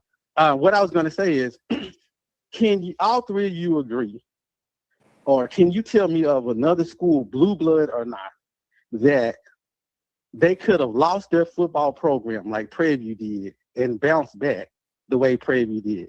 Can one of y'all answer that school? Can you answer that question, Rick? Well, okay. What is your definition of bounce back? See, now we're going down there. This is where we don't go. Well, I mean, the point is, I'm saying if you go 4 years, no scholarships, and again, this is why I prefer. I was listening. Hopefully, Coach would respond. I don't think that there's not a that y'all tell it blue blood school. If you want to say FAMU, Grambling, or Jackson State or Southern, I don't think any of those 4 schools could have lost scholarships for 4 years in a row and still being successful. Now, if you think that's the case, then congratulations to you. But I don't think that. Wait a minute, hold on. Wait a minute. But you've only won 2 SWAC championships in that time. So what is your definition of success? Yeah, that was 30 years ago. You won 2. No. I was asking the question in present time. Well, that's not even present either, because that was back in 80, 90. Hey, was man, asking. this is what this is what I would suggest. We finna wrap up, but this is what I suggest y'all focus on. Don't go back to the 90s. Focus on this. Valley. Whoa, whoa. There is a place I want to go. The name of the place ringing in my ear. Atlanta. Atlanta. Atlanta. Atlanta is the land of the purple and gold. Oh, Rocky. the land of the purple and gold. Right. Get there. Hey, listen, real quick. Go ahead. Quick. My people from Grambling just texted me. They said, listen, we had a whole team riot, didn't want to play, and still whooped PVs behind and came back and won the national championship. So Grambling said we done failed that. They said we didn't have a team that didn't want to play and came back and won the national. I'm just saying what Grambling just texted me. That's what Grambling just texted me, Prairie View. So I'm just letting you know. So people have been down. Okay? People have been down. And they still went on to win a championship. So I'm not going to do And, Coach, I know we got to get you out of here, Coach, and so we're not going to belabor this point. My man Ben can call us back next week. We'll be back on, and we'll be taking calls from pretty much here on out, man, when we have time. But, Coach, this has been another great show. This has been another great show. We're not going to go the same 4 hours like Mr. Campbell likes to do. We're going to cut it off at 1 hour and 30 minutes, man, and let everybody get to sleep on time tonight, man. But Said, I want to say this to Said, it was nothing personal yesterday. It was just the facts, homie. Just the facts. And I'm going to get out of here and let y'all have it. Coach Campbell, you go ahead, man. I'm going to get on man, out. Listen. Man, Y'all, but, I swear to God, I should just go. Thank you. Keep watching us. Thanks to my man, Andrew Buddy, Scotty. Appreciate you, dog. Always never forget. You helped us, and we still, you're still helping us in some other ways off the camera. And I'm gonna leave it over to my main man who's carried us this spring. I can't say enough about him. I appreciate it. His show is off the hook. Sipping on Sunday, man. You're a genius, man. So I'm up and I'm out. See you guys next week. Man, you guys are lucky. I am 5 minutes from just going back live because I know y'all boys. You can stay on, Mr. Campbell. You can stay. I'm just saying because I enjoy this. Prairie View. And listen, I'm gonna say this again. People know I respect Prairie View. But that call right there, bro. I'm gonna let y'all have, Said gonna have his show. Y'all watch Said tomorrow. Ain't no thing. Because man, it's all love, man. Everybody should have their voice in this thing. But I tell you what I'm gonna do is I'm gonna get off. But y'all join us on Sipping on Sundays this Sunday. And I'm gonna give you a whole segment for you to have us, the rest of us SWAC to believe that Kool-Aid that y'all drinking. And I'm gonna listen, man, whatever y'all can bring charts, graphs. Man, get the PB12, man. I will give you, and I'll let y'all cook. And then, because like I said, man, y'all just don't understand, man. It's levels to this, man. Y'all 1 year, bro. You got to keep doing this like the rest of us.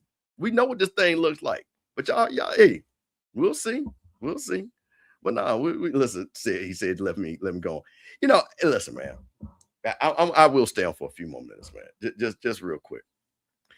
You know what I like about this show, and I like about what we have done? Lionel has a channel. PV folks will stand up. Said is on that channel. He got his little show. He giving people brass monkeys. My man called in, man. But, bro, I'm just going to tell you, for the rest of us, we don't care. We just entertain y'all talking. I'm going to be honest with you, because it's funny. It's funny. He said, so it's not emotional, bro. So it's not emotional. And you good to come on because we've had you on. But I'm just saying, man, you guys want everybody else after 1 year to put y'all on this pedestal. And what y'all say over there on Facebook, it's rough in the SWAC. Southern's not going to put y'all on the pedestal. Grambling's not going to put you on the pedestal. FAMU's not going to do it. And Jackson State damn sure is not going to do it. So that's the thing. What you guys keep missing. You guys want disrespect. That, and again, you get mad because you know what? You're gonna say, well, y'all moved the goalpost. We won the SWAC. But guess what? The goalpost is a championship. And the only people in the SWAC that can sit back and say that is Grambling, Jack State, and FAMU. Grambling, FAMU, and Jack State, and in that order. You guys went. That's all y'all did. Alcorn. So what's the difference between y'all and Alcorn? Alcorn went 3 times. I'm gonna say it again. Alcorn went 3 times. Come on, man. That's what I'm saying. So you guys want us to sit back and respect after a one season, man. And one season don't make make greatness. It doesn't. Why you think folks at FAMU are mad? You know, y'all say y'all had a winning record. Coach Cozy had a winning record. Y'all might be happy with that down there at Prairie View. That ain't the standard. What you think? When TC Taylor got that first year, he knew what the standard was. You don't think them boys ain't working? Southern, even though Coach said in and out, Southern say, hey, man, we beat Prairie View. And I know Grambling people. Come on, man. This is what it is. So my thing is, I just enjoy the fact, but I don't want anybody to think I belittle anybody at school, because that's not how we do. I don't do that. But if we're gonna talk this talk, and we're gonna let y'all talk, and we're gonna keep talking. Because see what y'all did, and this is what it is. The guy that won last, because you know who can do all the talking? Is South Carolina State. Because they beat everybody. They beat everybody. They the champs. So they don't want to do the talking. Did y'all go and beat Jack State? Congratulations. You're the SWAC champions. Y'all are. But that's all you're going to get from the rest of us. That's all you're going to get is that you're SWAC champs. For the first time since 2009. Jack State been the SWAC champs 3 times the last 5 years, like I said. We've been the SWAC champs, and we just got here. FAMU just got here. And y'all think FAMU going to be down, bro? Y'all know what coach we got. Watch us cook. You'll see. Come on. Thank you. Like you. We talk trash in the SWAC. My Grambling folks saw Rocky talking about comparing in the Valley. This is Grambling. They say, hey, Campbell, you better let Rocky know who we are. I don't know what's going to happen next year. That's just the way it is. So listen, I'm going to drop, and I'm going to give this about another. I'm going to do it to the top. So if anybody got anything to say real quick, because Rocky got the phone number, so I'll drop this StreamYard link. If you want to come defend Prairie View's honor or whoever, I'll give you 9 minutes, and then I'll shut this thing down. But we are not FAMU, Jackson State, Grambling, Southern, ain't going to give you Prairie View what you want. We ain't going to do it. So you're going to have to beat us to get that. So you beat FAMU. You did last time we played. But I like how you did that. But when it was for the money, when you played FAMU, you lost. Come on, man. Like I say. So again, new era, I am happy. Because I will say this, and this is serious. It is good for the SWAC that Prairie View is good. It really is. Because you all in Texas. We need that big market. I want that game to be something. I'm excited to see when y'all play Alabama State. I know how the SWAC does it. The SWAC should have put you and Jack State on. They should have said, you know what? I don't know who Jack State crossover game is. It need to be Prairie View this year. They should have done that for the fans, just for what we got going on. That would have been a huge game. They should have had Jackson State come right down there to Prairie View. Hell, should have made y'all homecoming game. Then we would have seen. That's what we want. So, man, I don't want Prairie View to be bad. Don't nobody in the comment want no team to be 1-10 every year. That's not good for the conference. Not at all. We want compelling games. When FAMU is good, Jack State is good, Grambling, Southern, Prairie View, Bethune-Cookman, Alcorn. Those are good games. Those are good games. Yeah, but they should have done that. They should have done that. They should have done that. So coming at, man. So like I say, but Prairie View, y'all beat Jackson State. Congratulations. And like I say, and everybody can make up things. Jackson State said, well, I started quarterback one day. What would have happened? But y'all, you know what? You won the game. I like that. You got a great coach. That's awesome. I want Prairie View to be good. I admire Prairie View for what you all are. But what you're not going to get is somebody from FAMU that is a tradition of excellence. To sit back there and look at 1 year and think that's something. You're talking about Grambling, tradition of excellence. I just showed you, bro. Grambling got a 20-year run. Match that. Match what Jack State did when they didn't lose a game for 5 years in a row. When the conference had all pros playing. Listen to what I just said. Didn't lose a game with all pros playing. Come on, man. Look at what Alcorn did. Going to the Celebration Bowl. That's what people want to see. That's a run. That's a run. Because guess what? I'm going to ask you guys a question. If Southern wins the West next year, who knows what'll happen? We didn't know Prairie View's going to win it. That means they won it 3 out of 6 years just like Prairie View. Right? And Southern would probably have to beat Prairie View to get in that championship game. So that's what I'm saying, man. You know, but like I say, I enjoy this. But like I said, I want to be clear. I'm never, and like I say, Lionel, man, I come on Lionel's show all the time. Hell, Said comes on mine. I like Said. I like what Said does. I almost got mad at him when I realized, because I'm like, don't call me no monkey until I realized his last name was Brass. And I said, okay, I let that slide. Because we was good with that. I'm like, bro, hold on, you don't know me that well. But once I figured it out, because I didn't pay attention to it. So it's funny. It's cool. And he probably gives over, or he can get a whole show. Who cares, man? This is for all of us to do this, man. To talk our talk. Got your own show. Y'all got your own show now. So y'all can go and talk about FAMU and Jack State folks and all that stuff. That's fine. But you know what's sipping on Sundays. We're going to talk our talk. But on Coach's Corner, we want, and guys, you know that. We don't want, hey, I was like, let's get Prairie View's coach on here. Basketball coach. Because that was a great story. That's a great story. Prairie View's a great story. Because of the adversity you guys went through. And it is good that y'all got that chip on your shoulder, because you know what ain't nothing better? You know everybody, when they beat y'all, it's gonna feel different. And that's respect to y'all.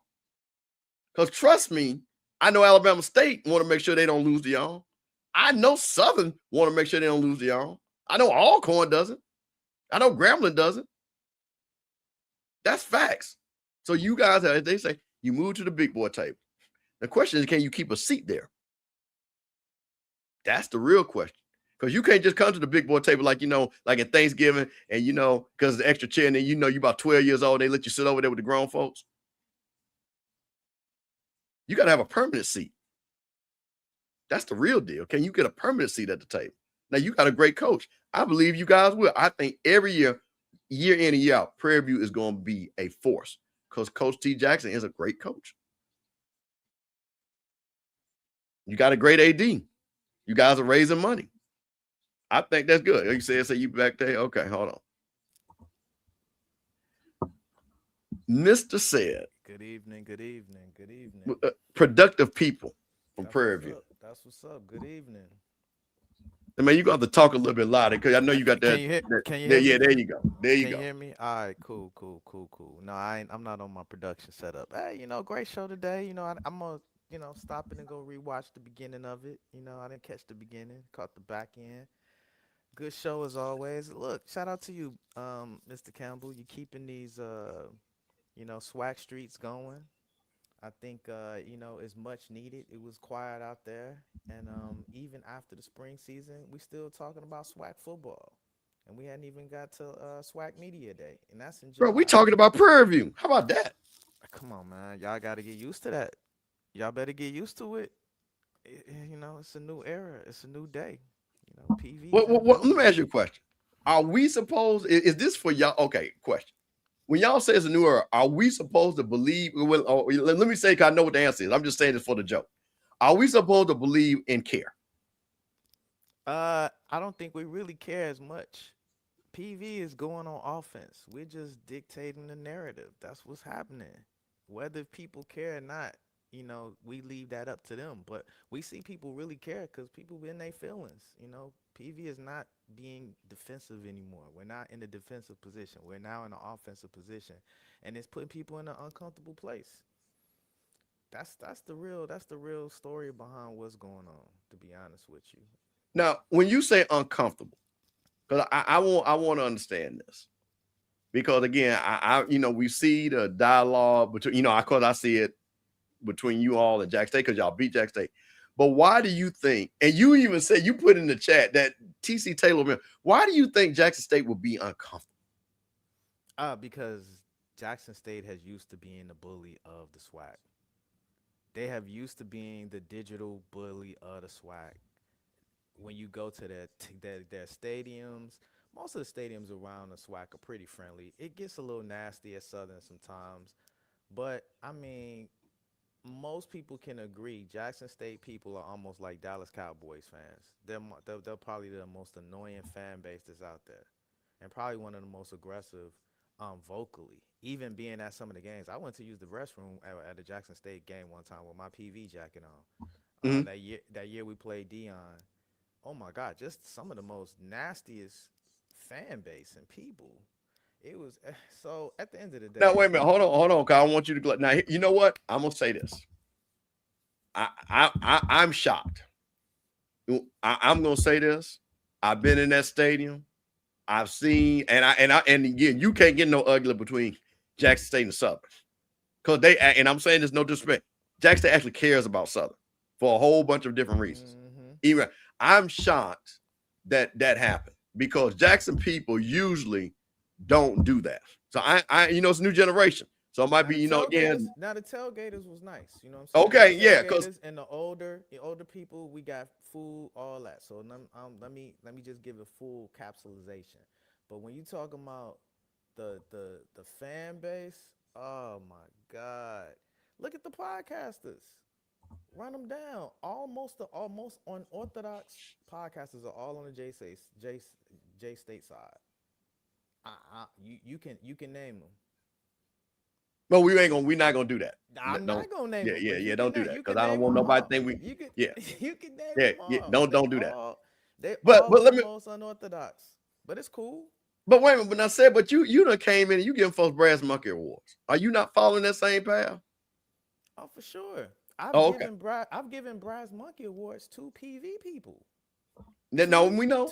Two PV people. So it's no thing about, it's no biasness. It's not about, weaponizing it against everybody else. I think I try to be fair, and when I pass those things out to people that just egregious in their nature and how they go about, I would think, being ridiculous about Prairie View. Listen, it's all fun. It's not really that deep for me. This is strategic, and like I said, to answer your question, it's making a lot of people uncomfortable. More importantly, J State people, because they've never had to be on defense. They've never been in a position to lose a game in their stadium like that, let alone a SWAC championship.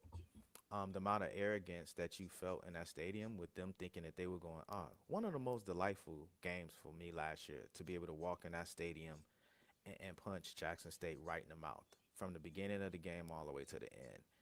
And it's going to be the same thing in 2026, but it'll be at Prairie View's home stadium. It'll be at Panther Stadium this year.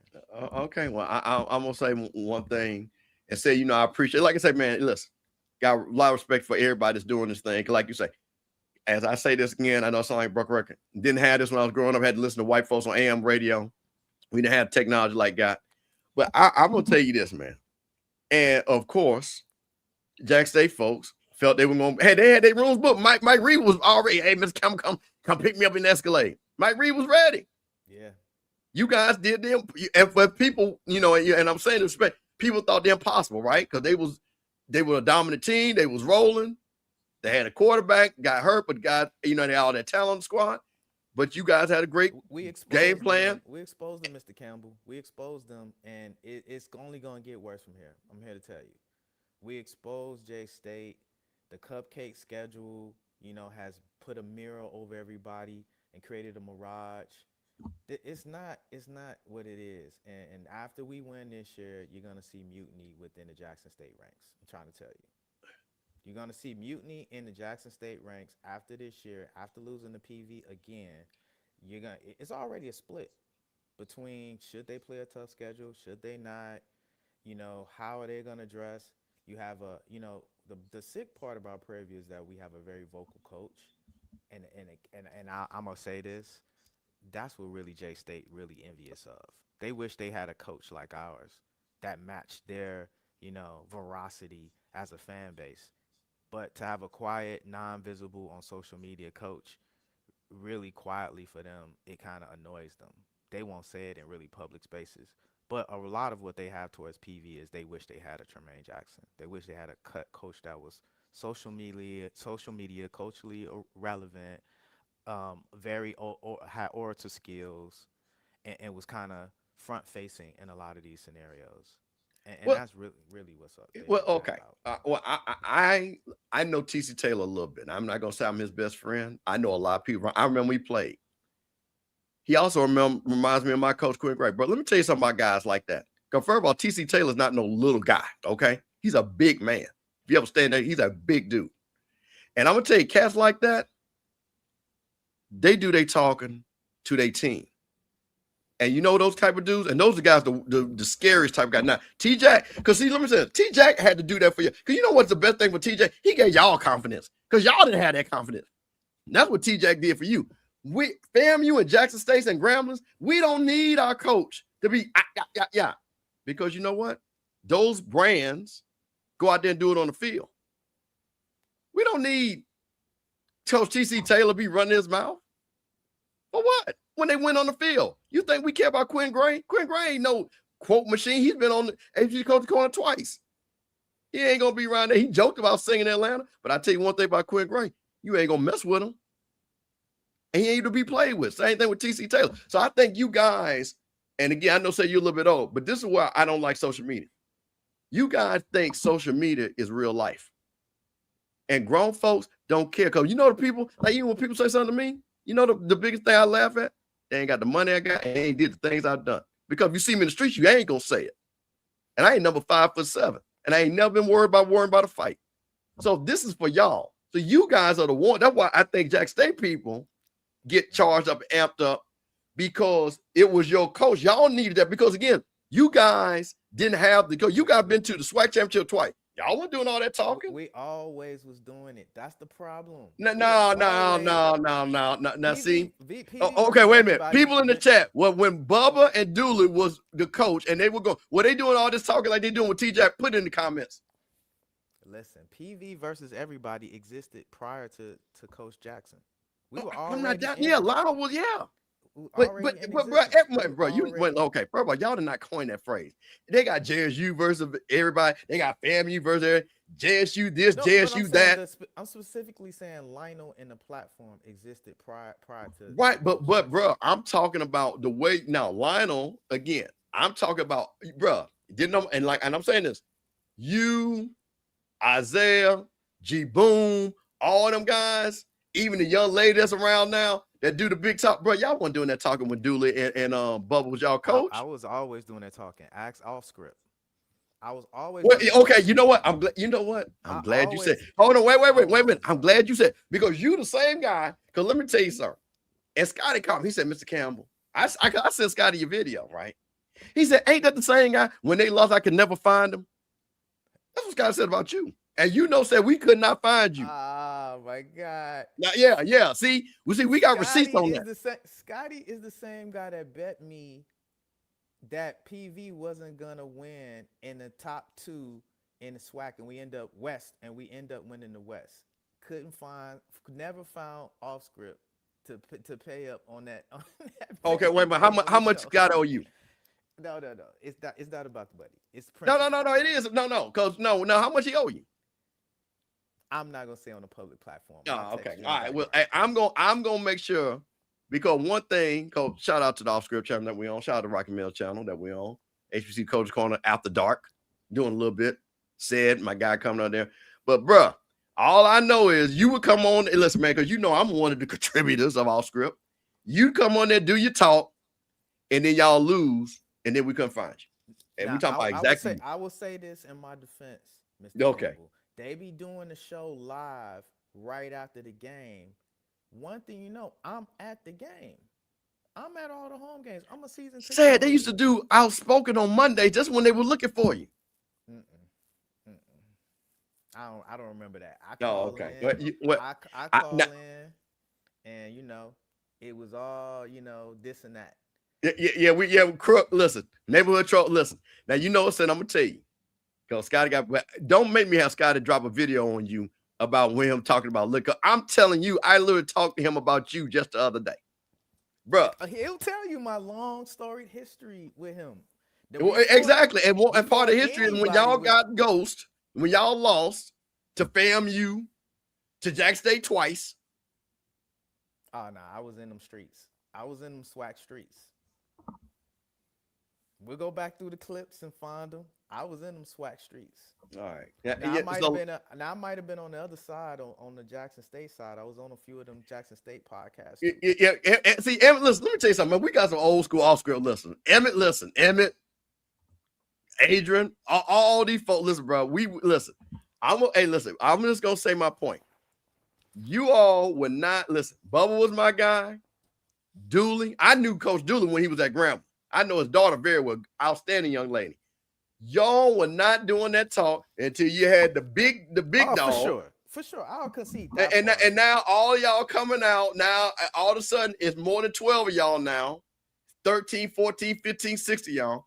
And then y'all looking at Jackson State, FAMU, and Southern people. When you listen, because one thing, and people know this, wasn't nothing louder other than when Cozy got there between FAMU and Jack State folks.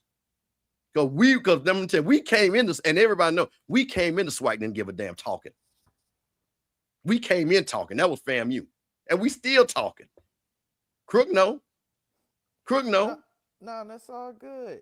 It's all love. So all I'm saying is that you guys are doing this talking, and all we're saying is the people that are sitting at the big boy table, which again, you got a big boy coach. He been at the table. Is that y'all better win? Because, bro, if y'all don't win, because I swear to God, if y'all do not win, I'm going straight Scotty. I'm going live right after the game on any game. Whatever, listen, it's two things gonna happen.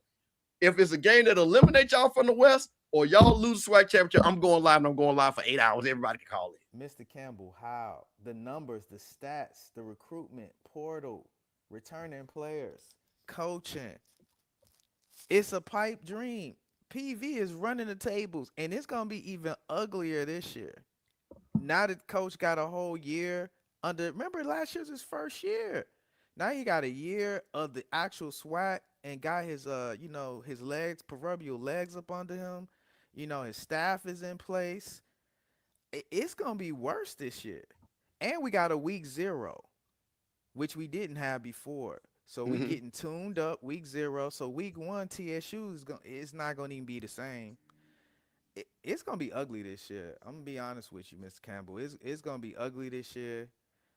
The only competitive games is going to be Alabama State and Grambling for us. Okay. Well, listen, that's usually what listen, the SWAC West is not deep, but I'm going to say this. So, and trust me, I can say it from both sides. When you at the top, like FAMU was, people going to shoot shots. They're going to say, hey, bro, you just got to take it. Same thing with Jack State. But I'm going to tell you that. I'm going to tell you about them two fan bases. Trust me, we know how to take it. Because you know what? We know we're going to be back at it. And I'm going to tell you this too. Grambling people, what I love about Grambling, Grambling people are not talkers. Just like my boy said. That's part. Grambling is part of the problem. Grambling has owned J State recently these past couple years. And Grambling lets J State off the hook. And PV not acting like at Grambling. So Jackson State is a little bit like the spoiled kid. Normally, even when they lose, they used to Grambling or somebody just going off to the side and not really putting it in their face. PV is not acting like Grambling. We gonna put it in your face. We gonna remind you every day that we beat y'all. Well, you know why? Because I just showed you Grambling done won in the 2000s. Done won the damn thing damn near 8, 9 times after half a generation. That's why Grambling don't do that. For sure. See, that's what I'm saying, bro. That's why I'm telling you. See, this is what I think you guys miss. When I sat back there and we lost to y'all, and I was like, out of all these suckers we lost to y'all. But that's not where it's supposed to be. That's the whole thing. So best your bottom dollar. When that thing roll back around in 6 years, because that's how long it's gonna be before we roll back around and play y'all. Folks ain't gonna forget that. It's over for FAMU. I hate to tell you that. Y'all ain't been right since we beat y'all.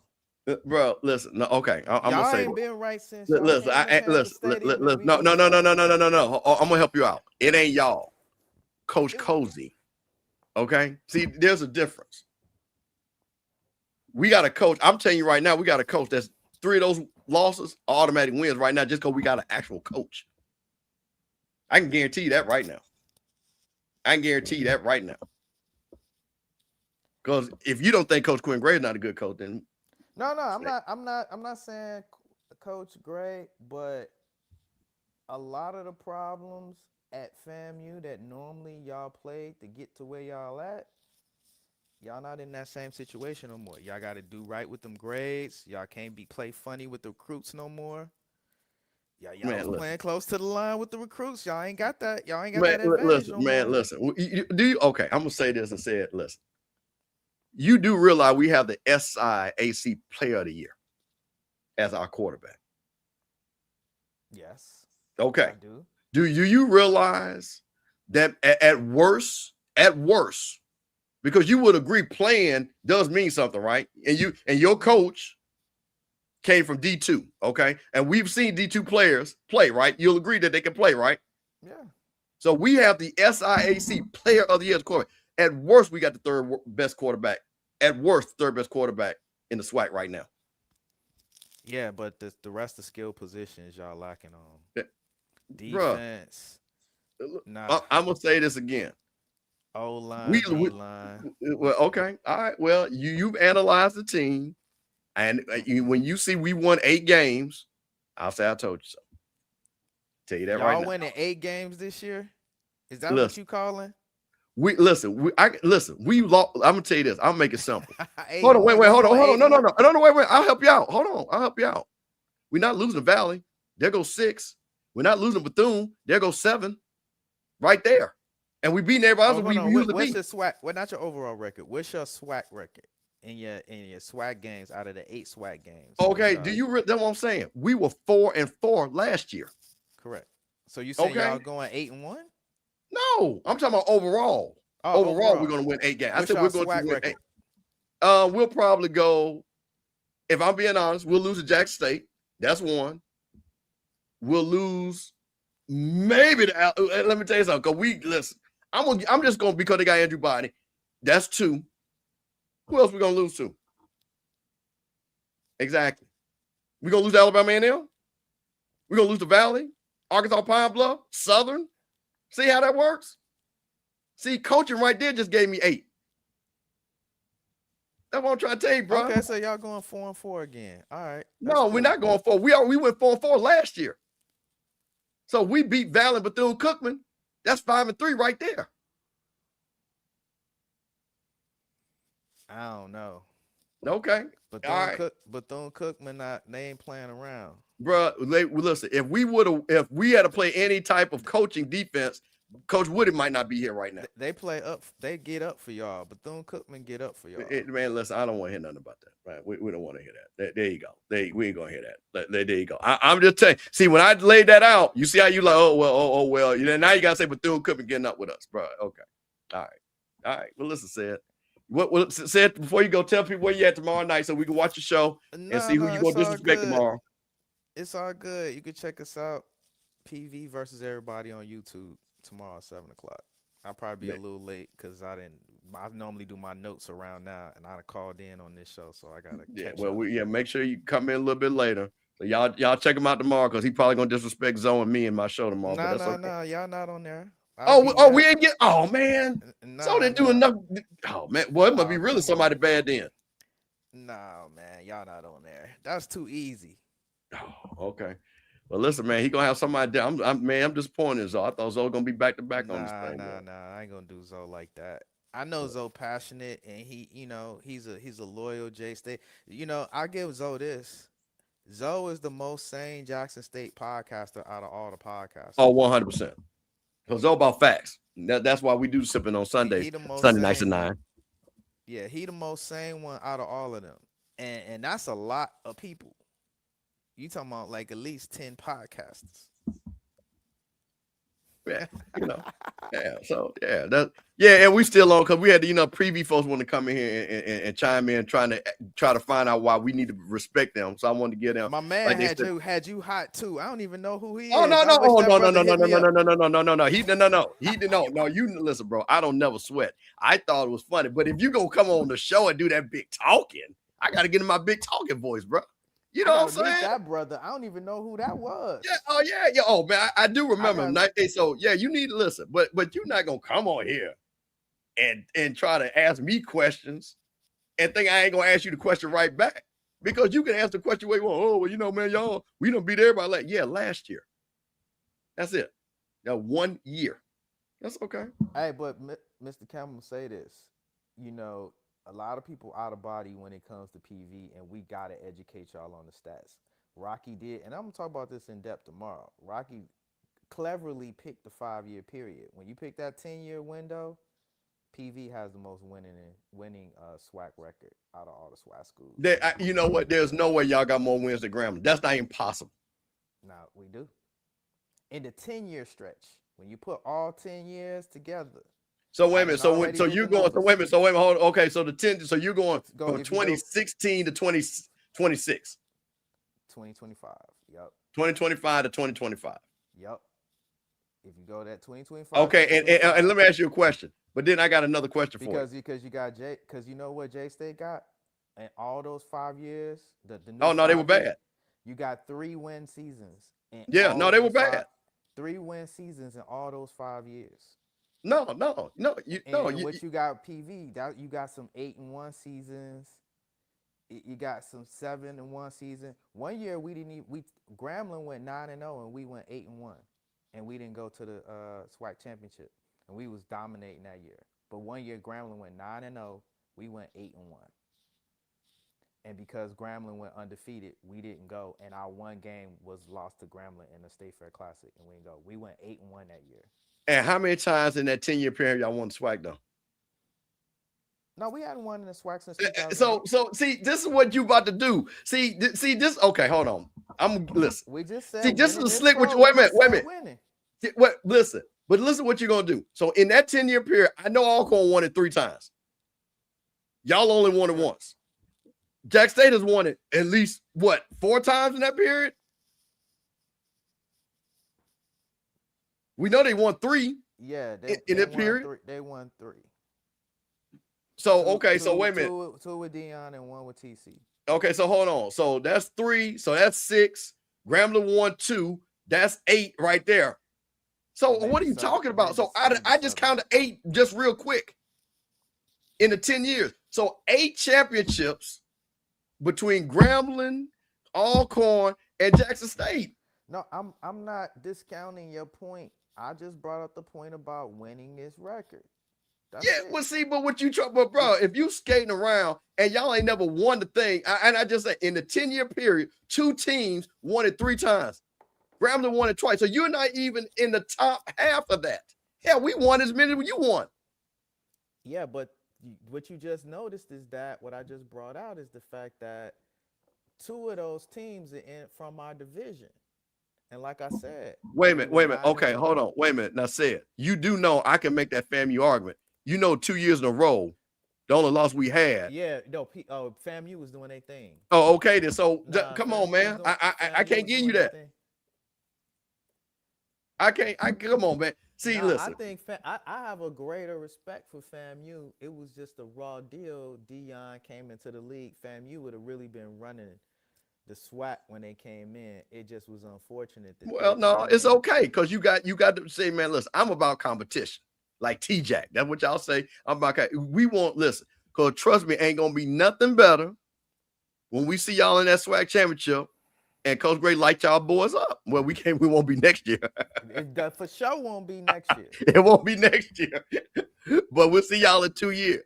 Or you know what? Hey, my boys from Jackson. When TC, if y'all run it back. It's a wrap for TC. I'm here to tell you. Maybe a FAMU. I would love to see FAMU in there, and I love to see Alabama State in there. It's a wrap for J State, man. We've seen the better years of J State. I'm here to tell you. It's all going backwards from here. Nah, all right, said. Did- I did- appreciate it. That's it, brass. All right, I appreciate Productive y'all. people, Prairie View. See you tomorrow night. I'm going All to right. shut the thing. Doc, I have to get you on the next time. I'm going to shut this thing down. I had to let Sid just do his thing real quick. So, Doc, I appreciate it. But, yeah, we're going to shut this thing down. Hey, man, appreciate y'all doing HBCU Coaches Corner After Dark. We just had to have a little fun and talk a little bit, man. But we will be back this Sunday, sipping on Sundays, me and Zoe.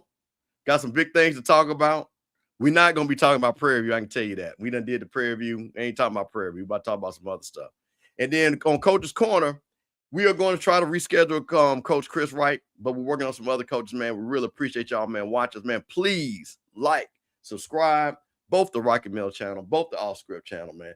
It is Mr. Campbell signing out. HBCU Coaches Corner, man. Appreciate y'all. See you next week.